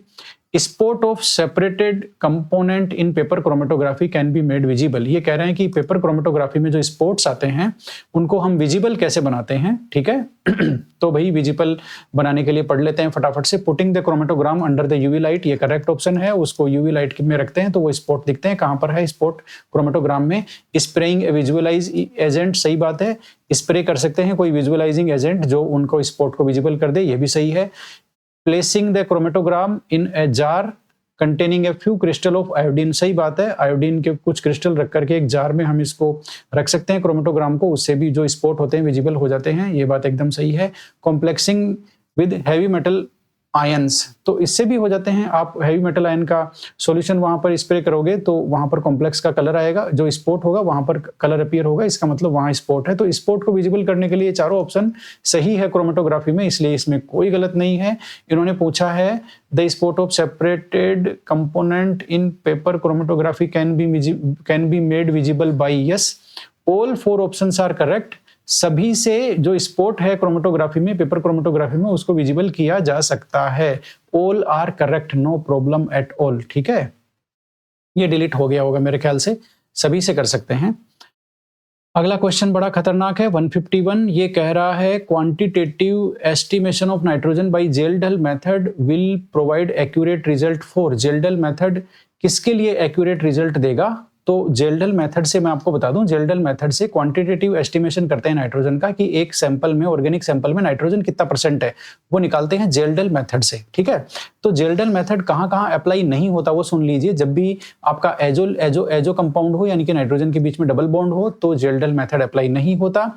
इसी तरह से यदि हाइड्रोजन का डेरिवेटिव हो, ये हो NH, ये ऑर्गेनिक कंपाउंड हो, तो भी आपका जेल्डल मेथड अप्लाई नहीं होता है। ठीक है, इसी तरह से यदि कोई रिंग वाला नाइट्रोजन एटम हो, यानी कि नाइट्रोजन एटम रिंग में आ रहा हो, तो भी जेल्डल मेथड अप्लाई नहीं होता। जेल्डल मेथड अप्लाई होता है आपका जो नाइट्रोजन है वो, मतलब इन तीनों सिचुएशन में नहीं होना चाहिए, उसके अलावा कुछ फ्री टाइप का नाइट्रोजन होना चाहिए, जैसे प्राइमरी सेकेंडरी एमीन्स में होता है। ये देखो यहाँ पर ये रहा। ठीक है, तो ये जो 4th ऑप्शन है, इस कंपाउंड का जेल्डल मेथड से हम वो कर सकते हैं, एस्टिमेशन कर सकते हैं क्वांटिटेटिव। ऐसा क्यों है, अब जरा सुनो। जेल्डल मेथड में क्या है कि जो आपका ऑर्गेनिक कंपाउंड है उसको कॉन्सेंट्रेटेड H2SO4 के साथ हम लोग डाइजेस्ट करते हैं। ठीक है, डाइजेस्ट करने के बाद वो जो नाइट्रोजन है वो NH4SO4 बनाता है, यानी कि आपका NH4 बनाता है, अमोनियम सल्फेट बनाता है। तो ये अमोनियम सल्फेट तभी बनेगा जब ये जो अमोनियम सल्फेट है ना, ये वाला जो नाइट्रोजन होगा इन तीनों सिचुएशन का, उस केस में ये अमोनियम सल्फेट नहीं बन सकेगा H2SO4 के साथ रिएक्शन करने पर, वो डाइजेस्ट नहीं होगा कंपाउंड। इसलिए आपका जो जेल्डल मेथड है उसमें ये तीनों से हम क्वांटिटेटिव एस्टिमेशन नहीं कर सकते। उसके लिए 4th टाइप का कंपाउंड होना चाहिए, 4th टाइप का नाइट्रोजन आपका होना चाहिए, तब आप क्वांटिटेटिव एस्टिमेशन कर पाओगे। ये काफी खतरनाक क्वेश्चन था। ठीक है, the most stable conformational isomer of two chloroethanol. Two chloroethanol का मोस्ट स्टेबल जो आपका कॉन्फॉर्मेशनल आइसोमर है, मोस्ट स्टेबल 2-क्लोरोइथेनॉल का, वो बेसिकली आपका गोश होगा, GAUCHE, गोश। ठीक है, और गोश कौन सा है? गोश आपका यही है नंबर 1, जिसमें आपका OH और Cl के बीच में 60 डिग्री का एंगल है। और ये मोस्ट स्टेबल क्यों है? क्योंकि यहाँ पर OH और Cl के बीच में हाइड्रोजन बॉन्डिंग बन जाएगी। इस H बॉन्डिंग की वजह से ये जो 2-क्लोरोइथेनॉल का जो गोश कॉन्फॉर्मेशन है वो सबसे ज्यादा स्टेबल है। ठीक है, बाकी कोई सा भी स्टेबल नहीं है। बाकी ये तो वैसे ही नहीं है, एक्लिप्स्ड है, ये भी वैसे नहीं है, एक्लिप्स्ड है, ये स्टेगर्ड है, लेकिन इन दोनों की डिस्टेंस काफी ज्यादा है, हाइड्रोजन बॉन्डिंग बनने का कोई चांस नहीं है। तो जो ऑप्शन 1 है उसमें हाइड्रोजन बॉन्डिंग की वजह से जो गॉस कॉन्फॉर्मेशन है वो ज्यादा स्टेबल है। 153 में हम आ गए हैं, which of these statement is not true about SN2 reaction. SN2 reaction के लिए इसमें से कौन सा करेक्ट नहीं है, ये हमें देखना है बोल करके। तो वो काफी ज्यादा इजी क्वेश्चन है। आप देखेंगे तो सबसे पहला स्टेटमेंट है order of reactivity of alkyl halide is, ये उसका ऑर्डर ऑफ रिएक्टिविटी है ना, एल्काइल हैलाइड का। तो ये तो ट्रू है, SN2 में जो प्राइमरी एल्काइल हैलाइड है वो ज्यादा रिएक्टिव होते हैं, है ना, टर्सरी सबसे कम होते हैं। तो ये ऑर्डर तो ट्रू है, ऑर्डर ऑफ रिएक्टिविटी।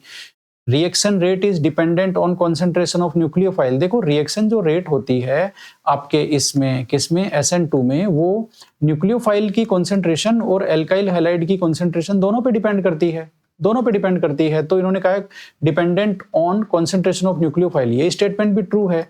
ओनली तो नहीं कहा ना, ओनली नहीं है, न्यूक्लियोफाइल पे डिपेंड करती है, हाँ करती है न्यूक्लियोफाइल पे, लेकिन साथ में एल्काइल हैलाइड पे भी करती है, कोई बात नहीं, करती होगी। इन्होंने न्यूक्लियोफाइल का पॉइंट कहा है, वो सही है।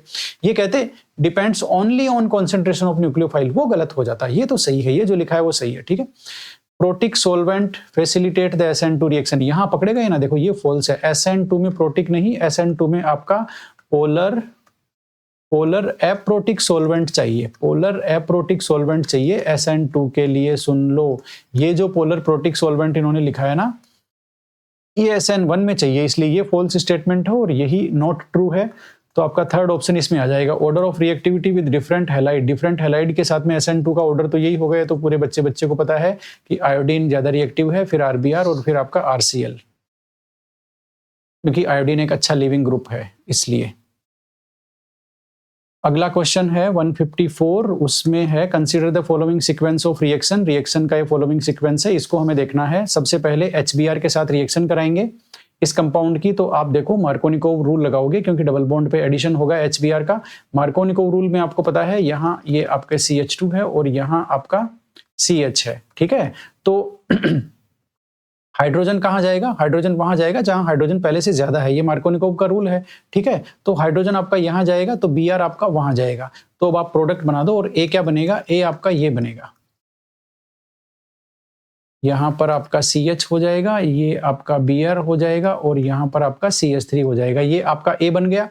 A बनने के बाद में इन्होंने SbF3 से रिएक्शन कराई है। ये देखो आपका स्वार्ट्स रिएक्शन है। कौन सी रिएक्शन है, ये स्वार्ट्स नेम रिएक्शन है। हैलोजन एक्सचेंज, स्वार्ट्स रिएक्शन में क्या होता है, हैलोजन एक्सचेंज रिएक्शन होती है और फ्लोरो कंपाउंड बनते हैं इसमें, ठीक है। क्योंकि ये हैलोजन एक्सचेंज होगा, Br के साथ हैलोजन एक्सचेंज हो जाएगा और फ्लोरो कंपाउंड बनेंगे। तो इसमें सीधा जो फाइनल कंपाउंड बनने वाला है वो आपका ये बनेगा, ब्रोमीन की जगह आपका फ्लोरीन आ जाएगा और बाकी स्ट्रक्चर आपकी ऐसी की ऐसी रहेगी, कहीं कोई दिक्कत नहीं है। तो फाइनल जो B कंपाउंड है उसका स्ट्रक्चर मैंने बना दिया है और वो आपका ऑप्शन नंबर 3 है। तो ये स्वार्ट्स जो नेम रिएक्शन है ना, फ्लोरो कंपाउंड बनाने वाली, उसके ऊपर ये आपका जो क्वेश्चन था वो बेस्ड था बेसिकली। 150 कौन सा क्वेश्चन आ गया, 155 क्वेश्चन में हम लोग आ गए हैं। In the sequence of reaction given below, आपके सामने एक रिएक्शन का सीक्वेंस दिया है और उसमें फाइनल प्रोडक्ट B इन्होंने पूछा है। तो रिएक्शन का सीक्वेंस देख लेते हैं। ये आपका एनिलीन है और एनिलीन के साथ ये डायजोटाइजेशन है, NaNO2 HCl plus, temperature 0 to 5 degree centigrade डायजोटाइजेशन है। तो इसमें सबसे पहले तो आपका बेंजीन डाइजोनियम सोल्ट बन जाएगा। ये लो आपका N2 और Cl, ये बेंजीन डाइजोनियम सोल्ट बन गया। बेंजीन डाइजोनियम सोल्ट की H3PO2 के साथ, ये बहुत ही ज्यादा इंपॉर्टेंट रिएक्शन इन्होंने पूछ ली है। H3PO2 के साथ रिएक्शन आप कराओगे तो बेंजीन डाइजोनियम सोल्ट का रिडक्शन हो जाता है और रिडक्शन होकर के वो दोस्तों बेंजीन में कन्वर्ट हो जाता है। H3PO2 किस में कन्वर्ट हो जाता है, बेंजीन में। ये लीजिए बात खत्म, ठीक है। तो यहाँ पर ऑप्शन नंबर 1 आएगा। ये बहुत ही ज्यादा इंपॉर्टेंट आपकी बेंजीन डाइजोनियम सोल्ट की इन्होंने रिएक्शन हमसे पूछी है, हमने एकदम तरीके से इनको एक्सप्लेन कर दिया। 156 में ये बोला है the preparation of phenol from chlorobenzene, phenol की जो प्रिपरेशन है क्लोरोबेंजीन से वो किसका एग्जाम्पल है, तो ये आपकी क्लोरोबेंजीन है। और उसकी जो फिनोल से रिएक्शन कराते हैं तो ये आपका डाउज प्रोसेस होता है, उसमें आपकी NaOH से इसकी रिएक्शन होती है। तो जो OH नेगेटिव OH जो आपका न्यूक्लियोफाइल है वो यहाँ पर अटैक करके आपका फिनोल बनाता है। तो बेसिकली जो फिनोल आपका बना है वो आपका अब बन गया, तो वो बेसिकली न्यूक्लियोफिलिक सब्स्टिट्यूशन रिएक्शन हो गई। तो इसका सही नाम है न्यूक्लियोफिलिक एरोमेटिक सब्स्टिट्यूशन, क्योंकि ये आपका क्लोरोबेंजीन एरोमेटिक कंपाउंड है। तो ये होगा न्यूक्लियोफिलिक एरोमेटिक और आएगा इसमें, ऑप्शन नंबर 4 होगा, लेकिन एरोमेटिक मिसिंग है। तो न्यूक्लियोफिलिक सब्स्टिट्यूशन रिएक्शन भी कह सकते हैं, न्यूक्लियोफिलिक एरोमेटिक सब्स्टिट्यूशन रिएक्शन भी कह सकते हैं। एरोमेटिक सब्स्टिट्यूशन वाला ज्यादा सही होगा क्योंकि ये आपका एरोमेटिक कंपाउंड है, ठीक है। एडिशन रिएक्शन तो वैसे ही नहीं होगा, इलेक्ट्रोफिलिक वैसे ही नहीं होगा, इलेक्ट्रोफिलिक वैसे ही नहीं होगा, न्यूक्लियोफिलिक एरोमेटिक सब्स्टिट्यूशन रिएक्शन होगी ये, ठीक है, कहीं कोई दिक्कत नहीं है। 157 में फ्रियोन बोला, फ्रियोन मैन्युफैक्चर्ड किससे करते हैं? तो फ्रियोन अभी फ्रियोन जो मैन्युफैक्चर करते हैं वो बेसिकली स्वार्ट्ज जो रिएक्शन होती है उससे करते हैं, स्वार्ट्ज रिएक्शन से करते हैं, क्योंकि स्वार्ट्ज रिएक्शन में आपके हेलोजन एक्सचेंज करते हैं और हेलोजन एक्सचेंज में आपके फ्रियोन बनता है। तो जैसे एग्जांपल मैं आपको दे दूं, CCl4 की रिएक्शन आप SbF3 से कराओ या AgF से कराओ, किसी से भी कराओ, ये फ्लोरिनेटिंग एजेंट है, फ्लोरीन डोनेट करते हैं ये, ठीक है ना। तो इससे आप रिएक्शन कराओ किसी से भी, तो बेसिकली आपका CCl2F2 ये आपका क्लोरोफ्लोरोकार्बन बन गया, फ्रियोन बन गया, ठीक है। तो मेरा कहने का मतलब ये है कि ये रिएक्शन आपकी स्वार्ट्ज रिएक्शन है जिसमें हेलोजन एक्सचेंज हो गया। अब यहाँ पर 4 क्लोरीन थे ना, 2 क्लोरीन फ्लोरीन के साथ एक्सचेंज हो गए, तो इसको बोलते हैं हेलोजन एक्सचेंज रिएक्शन। और हेलोजन एक्सचेंज रिएक्शन में ये आपके SbF3 या AgF या इस तरह के कंपाउंड यूज लेकर के यदि हम लोग फ्लोरो कंपाउंड बनाते हैं तो उसको स्वार्ट्ज रिएक्शन बोलते हैं। ये स्वार्ट्ज नेम रिएक्शन की एप्लीकेशन है बेसिकली। तो इसका सही उत्तर यही होगा। सैंडमेयर में हम फ्लोरो कंपाउंड नहीं बना सकते, फिंकेलस्टीन में हम आयोडो कंपाउंड बनाते हैं। हेलोजन एक्सचेंज रिएक्शन ये भी है लेकिन इसमें आयोडो कंपाउंड बनते हैं। गाटरमैन रिएक्शन में भी हम ब्रोमो कंपाउंड और क्लोरो कंपाउंड बनाते हैं, ये नहीं बनाते हैं, इसलिए स्वार्ट्ज रिएक्शन में हम क्लोरोफ्लोरोकार्बन बना सकते हैं। 158 में enol form of acetyl acetone, acetyl acetone का इनोल फॉर्म है। तो इसमें सबसे पहले एसिटाइल एसीटोन का मैं आपको बना के बता देता हूं, ये आपका एसिटाइल एसीटोन है और इसका इनोल फॉर्म में क्या होगा, जो यहां पर आपका CH2 है, इसका एक हाइड्रोजन आपका वहां जाएगा और डबल बॉन्ड आपका यहां आ जाएगा। तो ये आपका बन गया CH3 और ये बन गया डबल बॉन्ड ऑक्सीजन और ये आपका CH और ये आपका डबल बॉन्ड, और डबल बॉन्ड बनने के बाद में ये आपका OH और ये आपका CH3। ये आपके जो आपका इनोल है उसकी आपकी क्या बन गई बेसिकली, हाँ इनोल की ये आपकी बन गई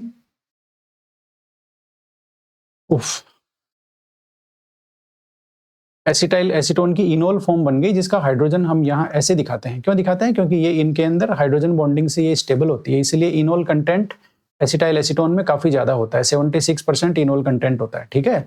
तो अब ये पूछ रहा है कि इसमें आपका हाइड्रोजन बॉन्ड तो देखो हटा देते हैं, ये तो समझाने की एक बात थी, ठीक है।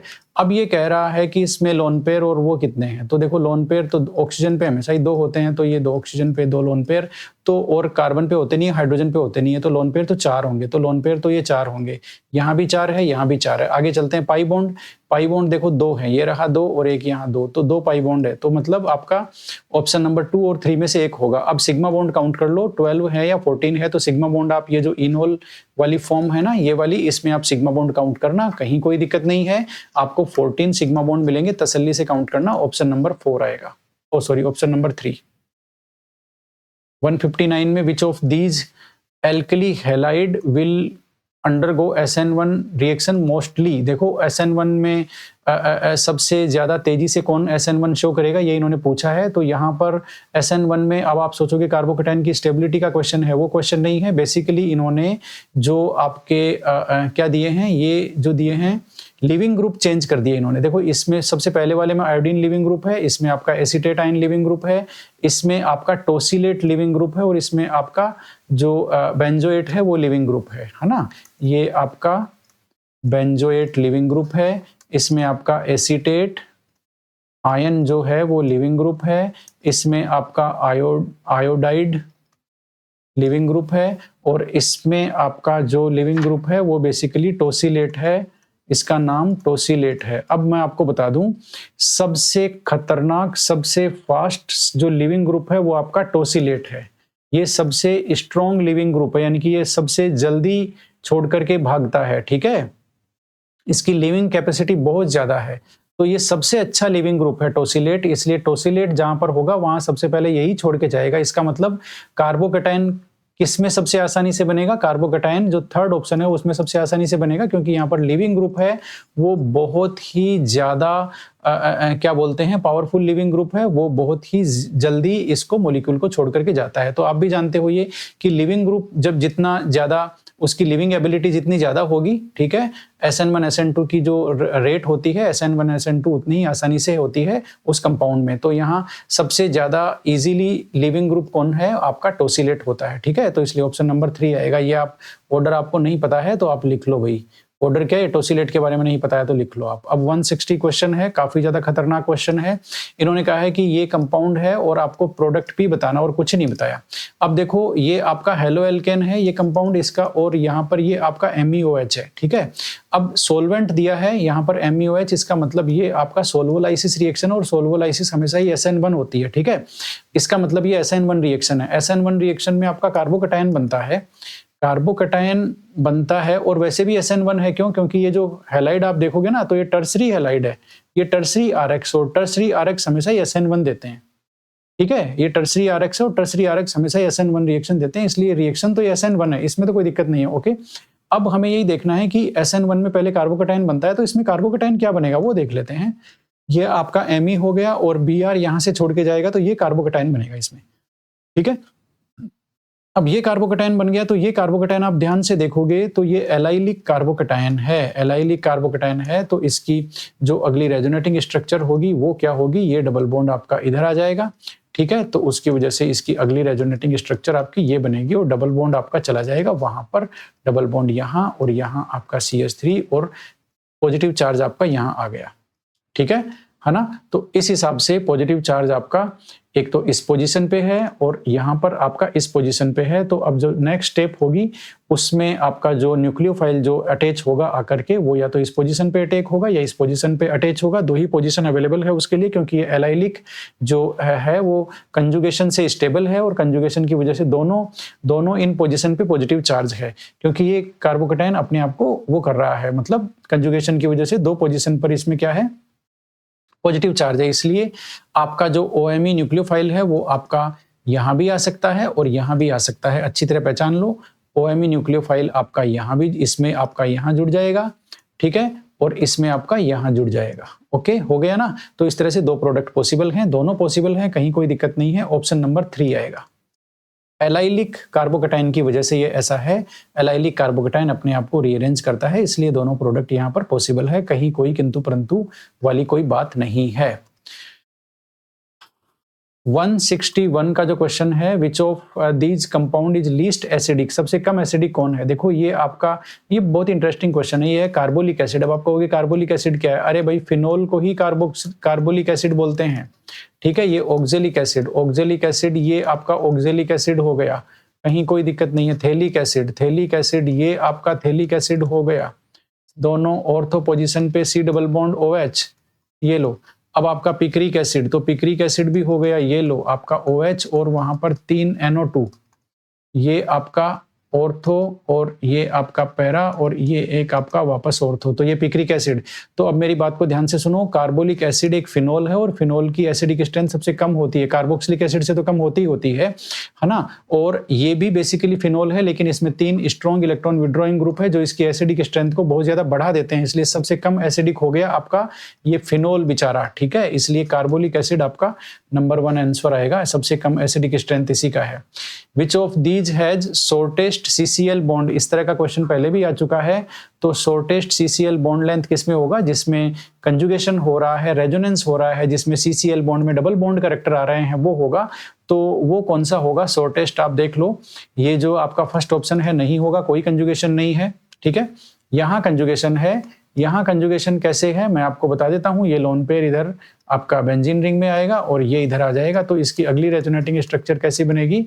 इसकी अगली रेजोनेटिंग स्ट्रक्चर में क्लोरीन और कार्बन के बीच में जो बॉन्ड है उसमें आपका डबल बॉन्ड कैरेक्टर रहेगा। सुन लीजिए अच्छी तरह से, बात आपको समझ में आई कि नहीं आई?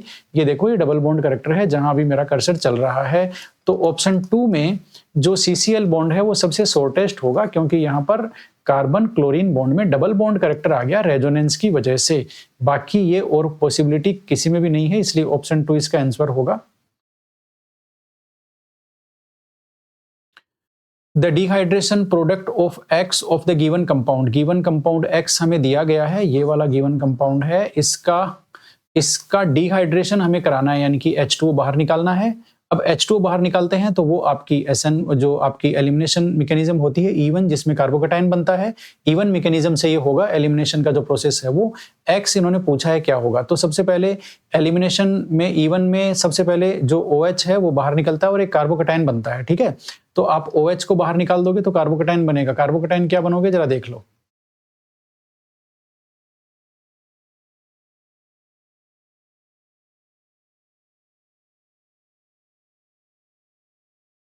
ये आपका कार्बोकैटायन बन गया। अब हमेशा ध्यान रखना, जिस भी ये आपकी E1 मैकेनिज्म है, जिस भी रिएक्शन में आप याद रखना हमेशा, जिस भी रिएक्शन में कार्बोकैटायन बनता है और यदि वहां कार्बोकैटायन के रीअरेंजमेंट की पॉसिबिलिटी है तो कार्बोकैटायन रीअरेंज जरूर होता है। इसलिए यहां पर मिथाइल शिफ्ट होकर के ये आपका कार्बोकैटायन रीअरेंज हो जाएगा, ये मिथाइल आपका यहां चला जाएगा और आपका दूसरा कार्बोकैटायन बन गया, वो जरा देख लो क्या है, वो आपका ये वाला बन गया, ये लो।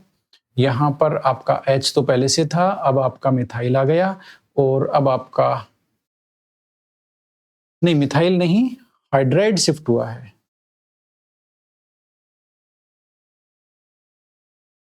मिथाइल शिफ्ट नहीं हुआ, यहां पर हुआ है आपका हाइड्राइड शिफ्ट।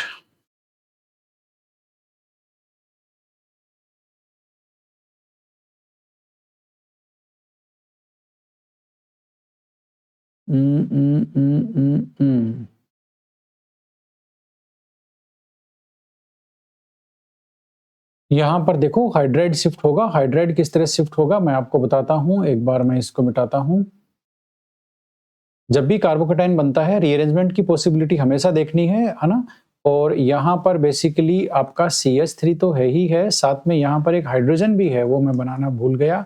ये आपका CH3 और ये आपका H, यही तो है यहाँ पर, ठीक है। तो ये जो कार्बोकैटायन बना है उसमें ये जो आपका हाइड्रोजन है ये आपका क्या होगा, हाइड्राइड शिफ्ट होगा यहाँ पर, और कार्बोकैटायन जो अभी सेकेंडरी कार्बोकैटायन है वो टर्सरी कार्बोकैटायन में कन्वर्ट हो जाएगा। तो जब भी मोर स्टेबल कार्बोकैटायन में कन्वर्ट होने की पॉसिबिलिटी हो तो वो हमेशा होता है, ठीक है। तो ये आपका CH3 और ये आपका H, और इस हिसाब से अब आपका क्या बोलते हैं, ये आपका CH3 हो गया और ये CH3 होने से अब आपका जो पॉजिटिव चार्ज है वो आपका यहाँ आ गया और यहाँ आपका ये H हो गया, ठीक है। तो इस हिसाब से अब आपका OH तो रिमूव हो ही गया, अब आपका हाइड्रोजन रिमूव होना है। तो हाइड्रोजन कहाँ से रिमूव होना है कि आपकी जो मोर स्टेबल एल्कीन है वो बने। तो मोर स्टेबल एल्कीन बनने के लिए आपका जो मोर स्टेबल एल्कीन बनने के लिए आपका हाइड्रोजन यहां से रिमूव हो जाएगा और डबल बॉन्ड आपका यहां पर आएगा। फाइनली वही हुआ कि आपका जो है वो मोर स्टेबल एल्कीन बनना है, और मोर स्टेबल एल्कीन वो बनता है जिसमें मैक्सिमम सब्स्टिट्यूशन होता है। तो ये आपका एल्कीन है, ये मोर स्टेबल बनेगा यहाँ पर, और कोई रास्ता नहीं है इसका, ठीक है, और इसका कोई भी रास्ता नहीं है। तो ये जो एल्कीन है वो आपका मोर स्टेबल एल्कीन बनेगा, ठीक है ना। आप इसमें हाइड्राइड शिफ्ट नहीं कराओगे तो भी कोई दिक्कत नहीं है, तो भी बनना तो वही है ना, क्योंकि कार्बोकैटायन बनेगा और फिर OH, पहले OH रिलीज होगा, फिर हाइड्रोजन कहाँ से जाएगा, तो हाइड्रोजन आप चाहो तो यहाँ से रिलीज कर दो या सीधा इस हाइड्रोजन को रिलीज करके यहाँ डबल बॉन्ड बना दो, बात तो एक ही है, ठीक है। तो इसमें आप रीअरेंजमेंट नहीं भी कराओगे तो भी आपका जो प्रोडक्ट है वो वही आना है, मोर स्टेबल एल्कीन बनेगा। और मोर स्टेबल एल्कीन वो होता है जिसमें डबल बॉन्ड से मैक्सिमम सब्स्टिट्यूशन होता है, ठीक है। तो वो आपका ये आपका कंपाउंड नंबर 1 हो गया, कंपाउंड नंबर 1 हो गया इसका सही ऑप्शन।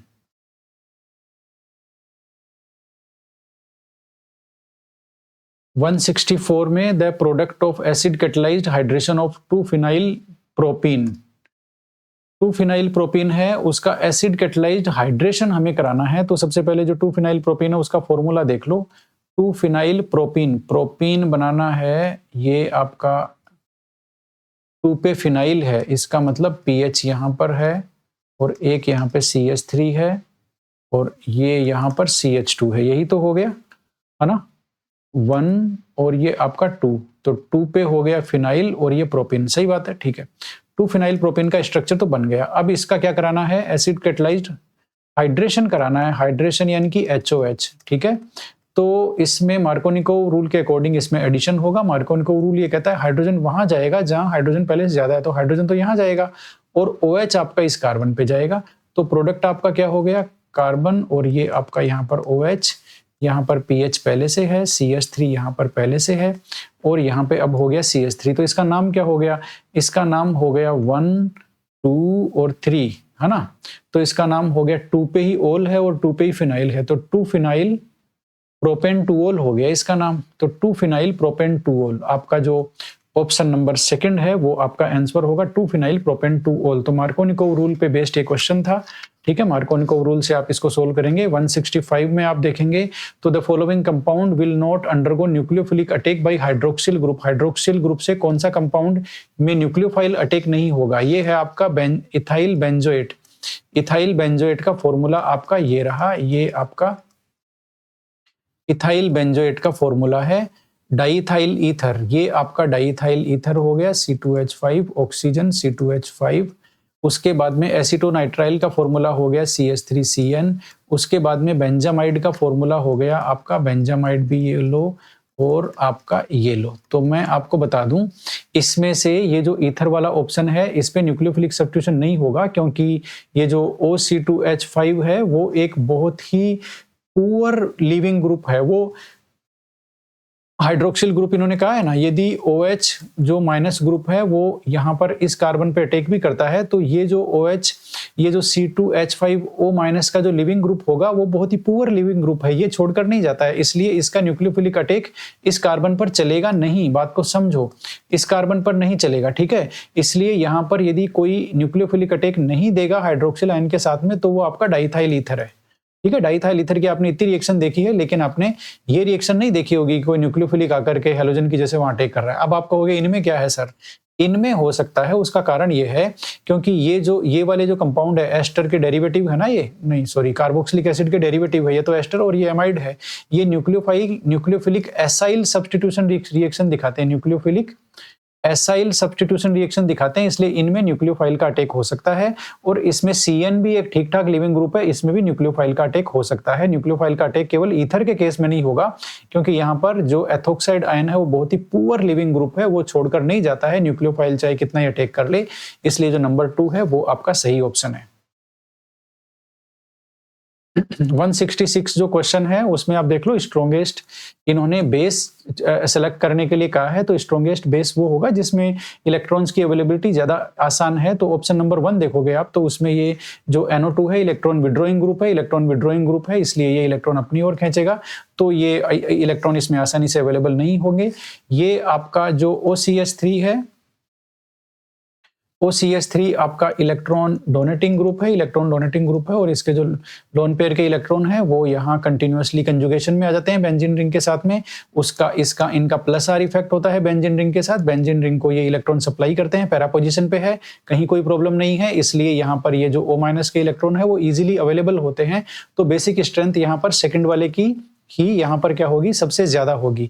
बाकी में आप देखोगे तो इसमें आपका जो प्लस आर इफेक्ट यहाँ पर शो नहीं हो रहा है, और ये आपका जो फोर्थ ऑप्शन है इसमें कोई ग्रुप नहीं है, और ऊपर वाले में इलेक्ट्रॉन विड्रॉइंग ग्रुप है NO2 वाले में। तो जो सेकंड ऑप्शन है वो ही यहाँ पर क्लियर कट ऑप्शन है, क्योंकि जो आपका क्या बोलते हैं, ये जो OCH3 है ये प्लस आर इफेक्ट दिखाता है और अपने इलेक्ट्रॉन्स को बेंजीन रिंग में डोनेट करता है, जिसकी वजह से ये जो इलेक्ट्रॉन है वो इजीली अवेलेबल हो पाते हैं। ऑप्शन नंबर 2 सही होगा इसमें। Which of the following reaction is used to step up the number of carbon in the chain, है ना। चेन में कार्बन एटम का नंबर स्टेप अप यानी कि इंक्रीज करने के लिए कौन सी रिएक्शन यूज लेते हैं। अब इसमें आपको सिंपल सा देख लो, ये जो आपकी होफमैन ब्रोमामाइड रिएक्शन है, इसमें तो जो आपका एमाइड होता है RCONH2, इससे आप बनाते हो RNH2, प्राइमरी अमीन आप बनाते हो, तो इसमें तो कार्बन का नंबर कम होता है। ये देखो ये CO माइनस हो गया ना, यहाँ है ही नहीं, तो कार्बन का नंबर कम होता है। तो स्टेप डाउन करने की रिएक्शन, स्टेप अप करने की रिएक्शन नहीं है, तो ये आपका कैंसिल हो गया। हाइड्रोबोरेशन ऑक्सीडेशन, ये तो अल्कोहल बनाने की रिएक्शन है, इसमें कार्बन एटम इंक्रीज करना डिक्रीज करना दोनों ही नहीं होता है।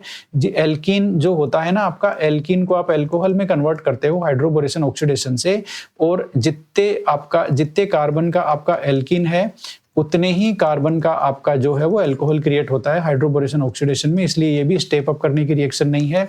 स्टीफेन रिएक्शन आप देख लो, स्टीफेन रिएक्शन में आपका जो एल्काइल साइनाइड जो होते हैं, साइनोएल्केन जो होते हैं, बेसिकली उसकी रिएक्शन SnCl2 और HCl से कराई जाती है और ये एल्डिहाइड में कन्वर्ट हो जाते हैं। तो यहाँ भी आप देखो कार्बन का नंबर उतना का उतना ही है, कार्बन का नंबर ना इंक्रीज हुआ ना डिक्रीज हुआ, ये भी हमारा ऑप्शन नहीं है। गाटरमान कोच रिएक्शन है, इसमें शायद कार्बन का नंबर इंक्रीज होता हो क्योंकि ये लास्ट ऑप्शन है। गाटरमान कोच रिएक्शन में आपने बेंजीन लिया, बेंजीन की रिएक्शन आप CO प्लस HCl से कराते हो और एनहाइड्रस आपका AlCl3 और CuCl से इसकी कैटलिस्ट लेते हैं, इसकी रिएक्शन होती है और आपका फाइनली क्या बनता है, बेंजेल्डिहाइड बनता है। ये लो बेंजेल्डिहाइड बनाने की रिएक्शन है। तो यहाँ पर एक कार्बन इनका नंबर इंक्रीज हुआ है कंपाउंड में, इसलिए कार्बन का नंबर स्टेप अप करने का केवल एक ही रिएक्शन है, वो है ऑप्शन नंबर 4। ठीक है वो है आपका option number 4, use to step up the number of carbon atom in the chain. Stephen reaction में भी टक्कर हो सकती है, स्टीफेन रिएक्शन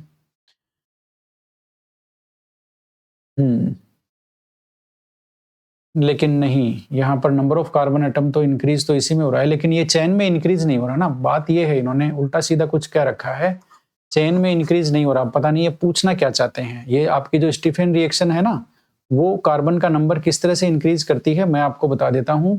आपने लिया RX का रिएक्शन आप CN- से कराओगे तो आपका RCN बनेगा।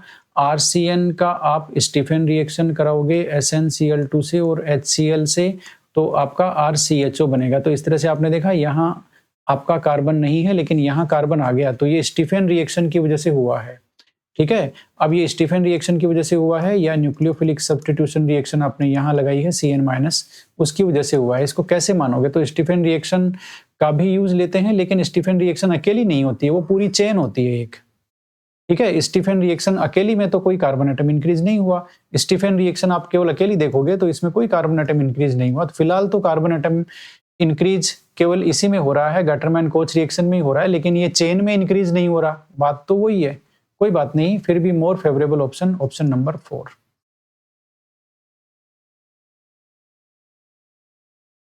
वैसे यदि इन्होंने ऑप्शन नंबर 3 दे भी सकते हैं, ये अगले की सोच पे है। अब ऑप्शन क्या सोच के वो आंसर दे रहा है। ठीक है, जैसे ये जो कैंडिडेट है ना, देखो कैंडिडेट ने भी ऑप्शन नंबर 3 बताया हुआ है कि स्टीफेन रिएक्शन को यूज लेते हैं कार्बन एटम चेन में, क्योंकि ये जो गाटरमैन कोच रिएक्शन है ना, वो चेन में इंक्रीज नहीं कर रही है। चेन में इंक्रीज करने के लिए हम ये लेते हैं स्टीफेन जो रिएक्शन है ना, वो कार्बन चेन में एक कार्बन को इंक्रीज कर देती है स्टीफेन रिएक्शन। तो यस, यहाँ लड़ाई तो है ऑप्शन नंबर 3 और ऑप्शन 4 की। ठीक है, अब ये फाइनल की पे और अगले की एक्सप्लेनेशन पे डिपेंड करता है। गाटरमैन कोच चेन में नहीं कर रही है, स्टीफेन रिएक्शन चेन में अकेली नहीं कर रही है, लेकिन एक ओवरऑल प्रोसेस का हिस्सा है। ठीक है ना, लेकिन यहाँ पर मेरे हिसाब से स्टीफेन ही आना चाहिए। यस, मेरे हिसाब से यहाँ स्टीफेन रिएक्शन ही आएगा। ओके,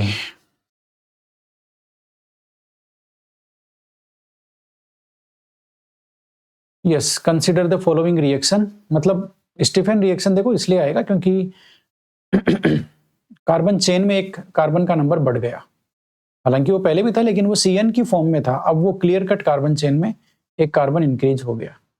स्टीफेन रिएक्शन इसका उत्तर हो सकता है, गलत नहीं है। बाकी अगले की सोच पे डिपेंड करती है, अपना 50-50 है। Okay, consider the following reaction. Following reaction को कंसिडर करो। कंसिडर करोगे तो ये कौन सी रिएक्शन है, ये आप इसमें कैटलिस्ट से ही पहचान लो, PbBsO4। ये आपकी और ये आपका वो हो गया एसिटाइल क्लोराइड हो गया। ठीक है ना, और ये आपका PbBsO4, मतलब ये आपकी रोजेनमून रिडक्शन हो गई, रोजेनमून रिडक्शन हो गई। और रोजेनमून रिडक्शन में एसिड हैलाइड जो होते हैं वो बेसिकली आपके एल्डिहाइड बनते हैं, तो यहाँ पर CH3CHO बन जाएगा, बात खत्म। तो CH3CHO ऑप्शन नंबर 3 आपका होगा सही। रिएक्शन ऑफ बेंजेल्डिहाइड विद आपका semi carbazide hydrochloride is an example of. देखो सेमी कार्बेजाइड के साथ में जो बेंजेल्डिहाइड की रिएक्शन होती है वो बेसिकली न्यूक्लियोफिलिक एडिशन रिएक्शन होती है, ठीक है, न्यूक्लियोफिलिक एडिशन रिएक्शन होती है, वो nucleophilic addition followed by elimination, ये होता है न्यूक्लियोफिलिक एडिशन एलिमिनेशन बोलते हैं उसको पूरा। तो न्यूक्लियोफिलिक एडिशन जो कि कार्बोनिल कंपाउंड की कैरेक्टरिस्टिक रिएक्शन होती है, ठीक है। अब न्यूक्लियोफिलिक एडिशन यहाँ किसी में ऑप्शन ही नहीं है, सिर्फ एक में ही ऑप्शन है सेकंड, तो ये सेकंड ही आ गया। यहाँ न्यूक्लियोफिलिक सब्स्टिट्यूशन नहीं, एलिमिनेशन नहीं, इलेक्ट्रोफिलिक एडिशन नहीं, तो वो न्यूक्लियोफिलिक एडिशन रिएक्शन होती है। Nucleophilic addition reaction, nucleophilic addition elimination होती है, लेकिन वो न्यूक्लियोफिलिक एडिशन लिखोगे तो भी चलेगा, कोई दिक्कत नहीं है। तो कार्बोनिल कंपाउंड की कैरेक्टरिस्टिक रिएक्शन होती है न्यूक्लियोफिलिक एडिशन रिएक्शन, वही यहाँ आंसर है, क्योंकि बेंजल्डिहाइड इन्होंने दिया है। 170 में हम आ गए हैं और ये आपका बहुत ही खतरनाक टाइप का क्वेश्चन है। इसमें बेसिकली इन्होंने सबसे पहले क्या किया है, एक आपको C2H5Br एल्काइल हैलाइड की Mg ईथर से रिएक्शन करा करके जो A बनेगा वो तो देखो बिल्कुल फिक्स हो गया, C2H5MgBr ये बन जाएगा। लेकिन अब इसकी रिएक्शन यहाँ इन्होंने एस्टर दिया है, एस्टर से रिएक्शन करने पर क्या प्रोडक्ट बनेगा ये बड़ा इंपॉर्टेंट है, ठीक है। तो मैं अब ये जो रिएक्शन है, ये रिएक्शन आपके सामने मैं करके बता रहा हूँ फटाफट से। आपने लिया देखो एस्टर, आपका लिया CH3 और ये C डबल बॉन्ड O और ये आपका O, और इसको मैं लिख देता हूँ इथाइल, इसको ये इथाइल लिख देता हूँ OET शॉर्ट में। इधर आपका लिया ET और MgBr, ठीक है। अब आप ये लोगे तो अब आप देखो इस पे अटैक कराओगे तो आपको पता है यहाँ पर आ गया minus, partial positive partial negative रहेगा, यहाँ पर पार्शियल माइनस ऊपर ऑक्सीजन के ऊपर, कार्बन के ऊपर पार्शियल पॉजिटिव। अटैक कैसे होगा, अटैक आप जानते हो Mg वाले के ऊपर पार्शियल आपका पॉजिटिव रहेगा और इसके कार्बन के ऊपर आपका पार्शियल निगेटिव रहेगा। तो ये जो निगेटिव, ठीक है, तो ये जो निगेटिव वाला है वो आपका कार्बन से अटैक करेगा और ये जो पॉजिटिव वाला है वो आपका ऑक्सीजन से आके अटैच हो जाएगा। नेक्स्ट कंपाउंड क्या बनेगा वो जरा देख लो, आपका CH3 ऐसे की ऐसे है और आपका कार्बन से अब आपका एक तो इथाइल ग्रुप आपका अटैच हो गया, ठीक है, इथाइल ग्रुप आपका अटैच हो गया और ऊपर आपका ऑक्सीजन के साथ में MgBr अटैच हो गया, ठीक है। यहाँ माइनस चार्ज है, यहाँ प्लस चार्ज है और यहाँ आपका OET ऐसे की ऐसे है। अब नेक्स्ट स्टेप में क्या होगा, ये निगेटिव चार्ज इधर डबल बॉन्ड बनाएगा और ये OET है वो लिविंग ग्रुप के रूप में बाहर चला जाएगा निकल करके।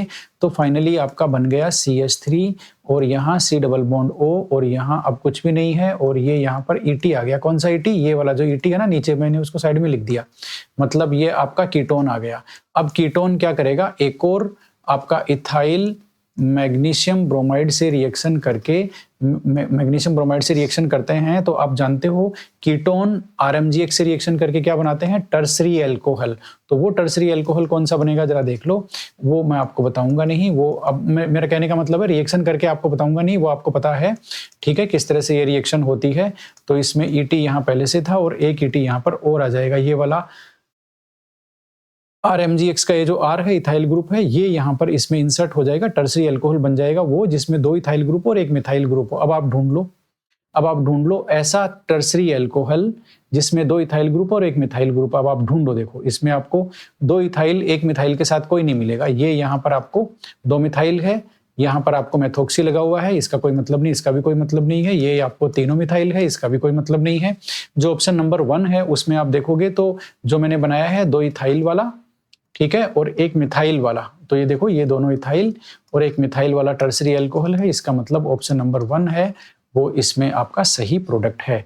तो इसमें कॉन्सेप्ट क्या था, इसमें कॉन्सेप्ट यही था कि एस्टर की RMgX के रिएक्शन कराने के बाद में फाइनल प्रोडक्ट आपका टर्सरी एल्कोहल बनता है, पहले कीटोन बनता है लेकिन फाइनल आपका टर्सरी एल्कोहल बनेगा, ठीक है। तो ये काफी ज्यादा इंपॉर्टेंट टाइप का इन्होंने रिएक्शन पूछा है।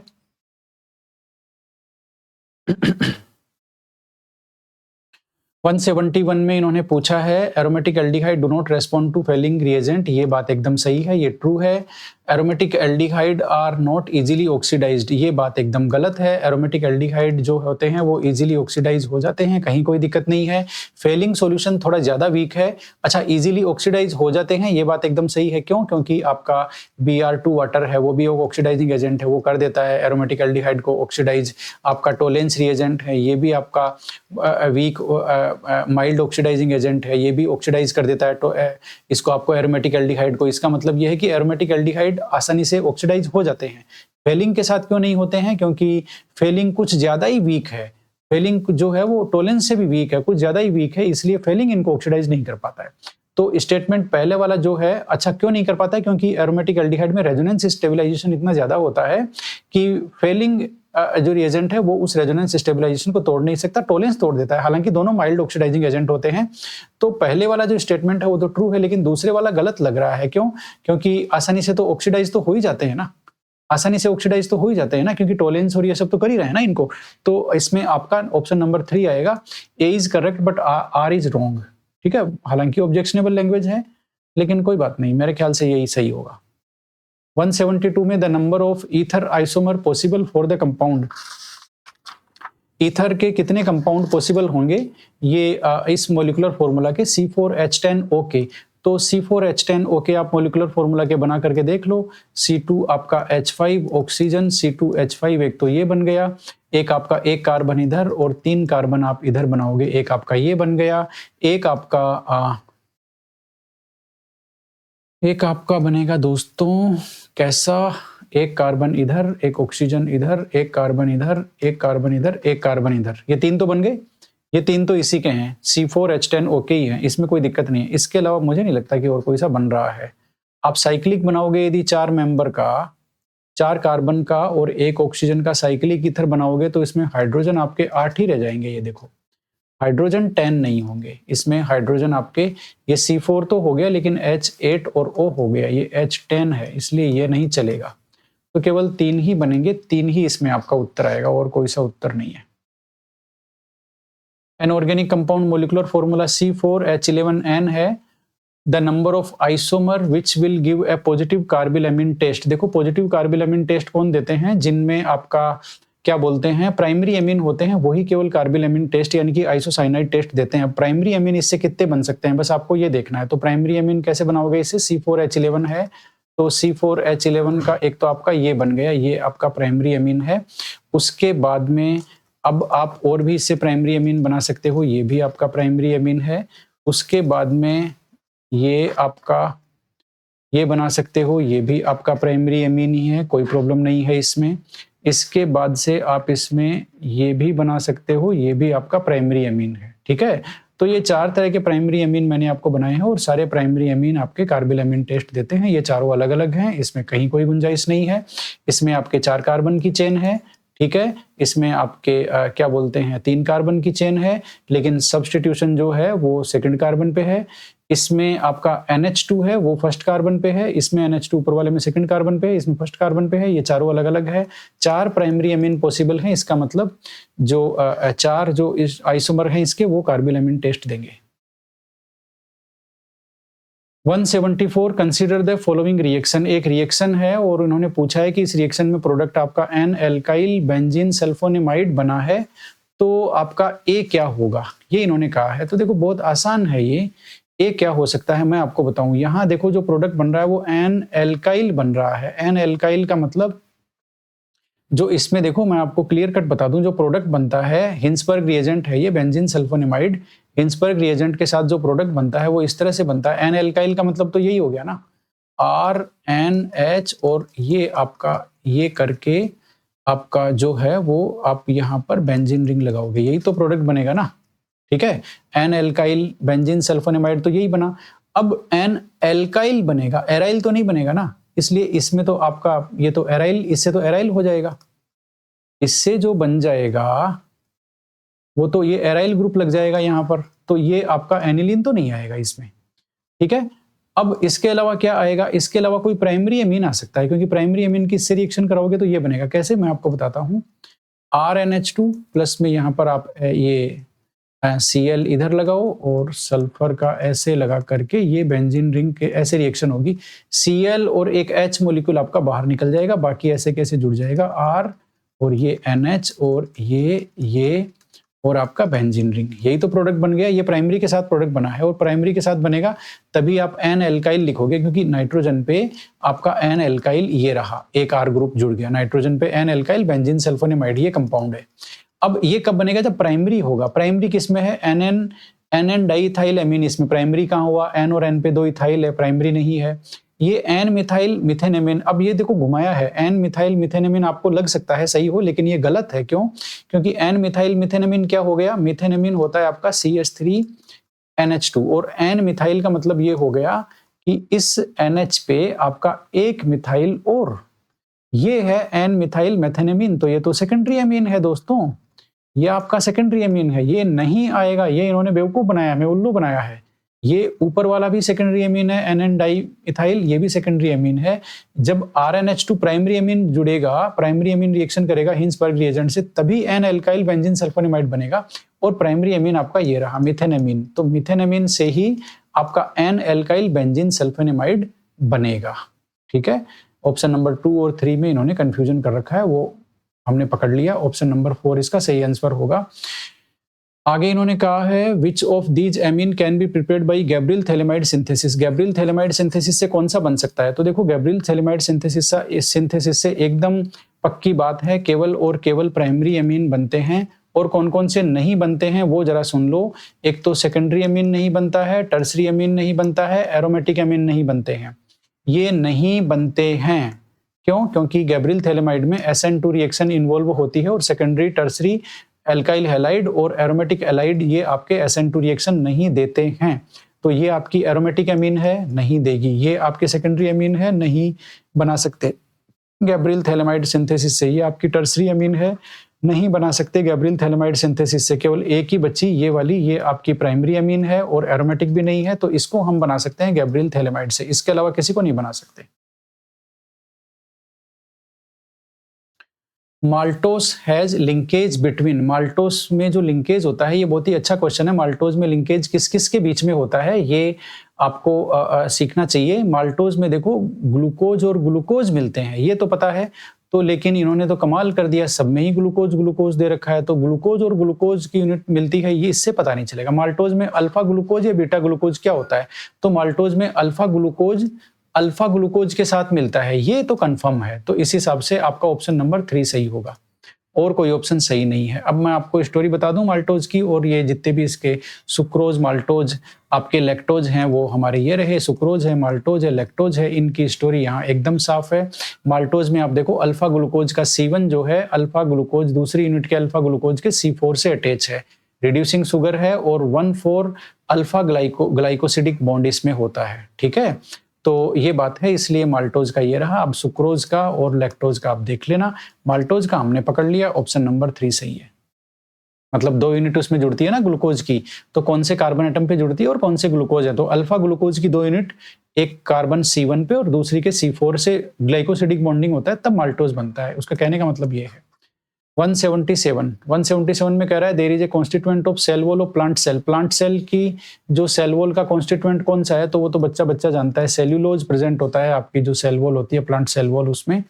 विच of these amino acid does not have chiral centre. देखो कायरल सेंटर के लिए एक ही एमिनो एसिड है जो सबसे सिंपलेस्ट एमिनो एसिड है, ग्लाइसिन। ये नॉन कायरल होता है, बाकी सभी कायरल होते हैं। क्यों? क्योंकि ये जो आपके एमिनो एसिड है उनका फॉर्मूला बेसिकली ये होता है NH2, ये R और ये H। अब ये जो 3 ग्रुप हैं ये तो कांस्टेंट होते हैं, केवल ये जो R है वो चेंज होता है। सभी एमिनो एसिड में केवल ये R चेंज होता है, R की वैल्यू चेंज होती है। तो जो आपका ग्लाइसिन है उसमें R = H होता है, यानी कि जो ग्लाइसिन की स्ट्रक्चर हो गई वो आपकी हो गई ये H, यहाँ भी H और यहाँ NH2। तो अब ये आपका हो गया एकाइरल, ये एकाइरल हो गया, इसलिए केवल ग्लाइसिन ऐसा है जो एकाइरल है, उसमें कोई कायरल सेंटर प्रेजेंट नहीं है। बाकी सब में कायरल सेंटर प्रेजेंट है, क्योंकि बाकी सभी एमिनो एसिड में R की वैल्यू H नहीं होती, कुछ ना कुछ होती है। तो यानी कि वो ये जो कार्बन है वो आपका कायरल कार्बन हो जाता है। तो ये सिंपल सा बेसिक भी है कि भाई सबसे सिंपलेस्ट वाला है ग्लाइसिन, वो कायरल नहीं होता, बाकी सबका एक कायरल होते हैं। Which is not essential amino acid. Essential amino acid कौन सा नहीं है बोल करके, तो इसेंशियल एमिनो एसिड की मैं आपको एक ट्रिक देता हूं। ट्रिक आपकी ये है, trick for essential amino acid, वो आपकी है PVT टिम होल। PVT का मतलब फिनाइल एलेनिन, वेलिन और थ्रायोनिन। टिम का मतलब ट्रिप्टोफेन और आपका ट्रिप्टोफेन आइसोल्यूसिन और मेथियोनिन। होल का मतलब है आपका हिस्टिडीन, अर्जिनिन, ल्यूसिन और लाइसिन। ठीक है ना? और क्या बोलते हैं, तो PVT टिम होल ये आपकी इसेंशियल एमिनो एसिड की लिस्ट है। अब इसमें आपका कौन सा नहीं आ रहा, जरा देख लो, इसमें आपका एस्पार्टिक एसिड नहीं आ रहा। तो जो आपका एस्पार्टिक एसिड है वो बेसिकली क्या हो गया, यहाँ पर आपका लाइसिन आ गया, लाइसिन आपका ये रहा लाइसिन, आर्जिनिन भी आ गया, मेथियोनिन भी आ गया। आपका एस्पार्टिक एसिड है, एस्पार्टिक एसिड आपका एसेंशियल अमीनो एसिड नहीं है, तो ये जो ट्रिक है वो देख लेना, ठीक है। एस्पार्टिक एसिड इसमें आपका amino acid, essential amino acid नहीं है ना। बाकी है ट्रिक, ये देख लो, स्क्रीनशॉट ले लो, कहीं कोई दिक्कत नहीं है। RNA does not contain, RNA में क्या नहीं होता भाई, पूरी दुनिया जानती है। जो डीएनए होता है, डीएनए जो होता है, डीएनए में एजीसीटी होता है। एजीसीटी का मतलब एडेनिन, गुआनिन, साइटोसिन और थायमिन। और आरएनए के अंदर एजीसी तो होता है, लेकिन टी की जगह यू होता है, यानी कि थायमिन की जगह यूरेसिल होता है, तो आरएनए में थायमिन नहीं होता, ठीक है। तो इस तरह से फ्रेंड्स मैंने काफ़ी ज़्यादा मेहनत करके आपके सामने ये जो क्वेश्चंस थे वो मैंने सोल्व कर दिए हैं। केवीएस के 100 क्वेश्चंस, काफ़ी मज़ेदार क्वेश्चंस थे ये। आप इनको देखोगे, समझोगे, करोगे तो आपको काफ़ी ज़्यादा अच्छा लगेगा। इसकी पीडीएफ है वो मैं ग्रुप में डाल दूंगा। आप भी इसके वीडियो सॉल्यूशन देखोगे तो आपको काफ़ी ज़्यादा सीखने लायक ये क्वेश्चन है, जो आपकी आंखें खोल देते हैं कि ऐसे ऐसे भी क्वेश्चन होते हैं, ठीक है। तो थैंक यू वेरी मच।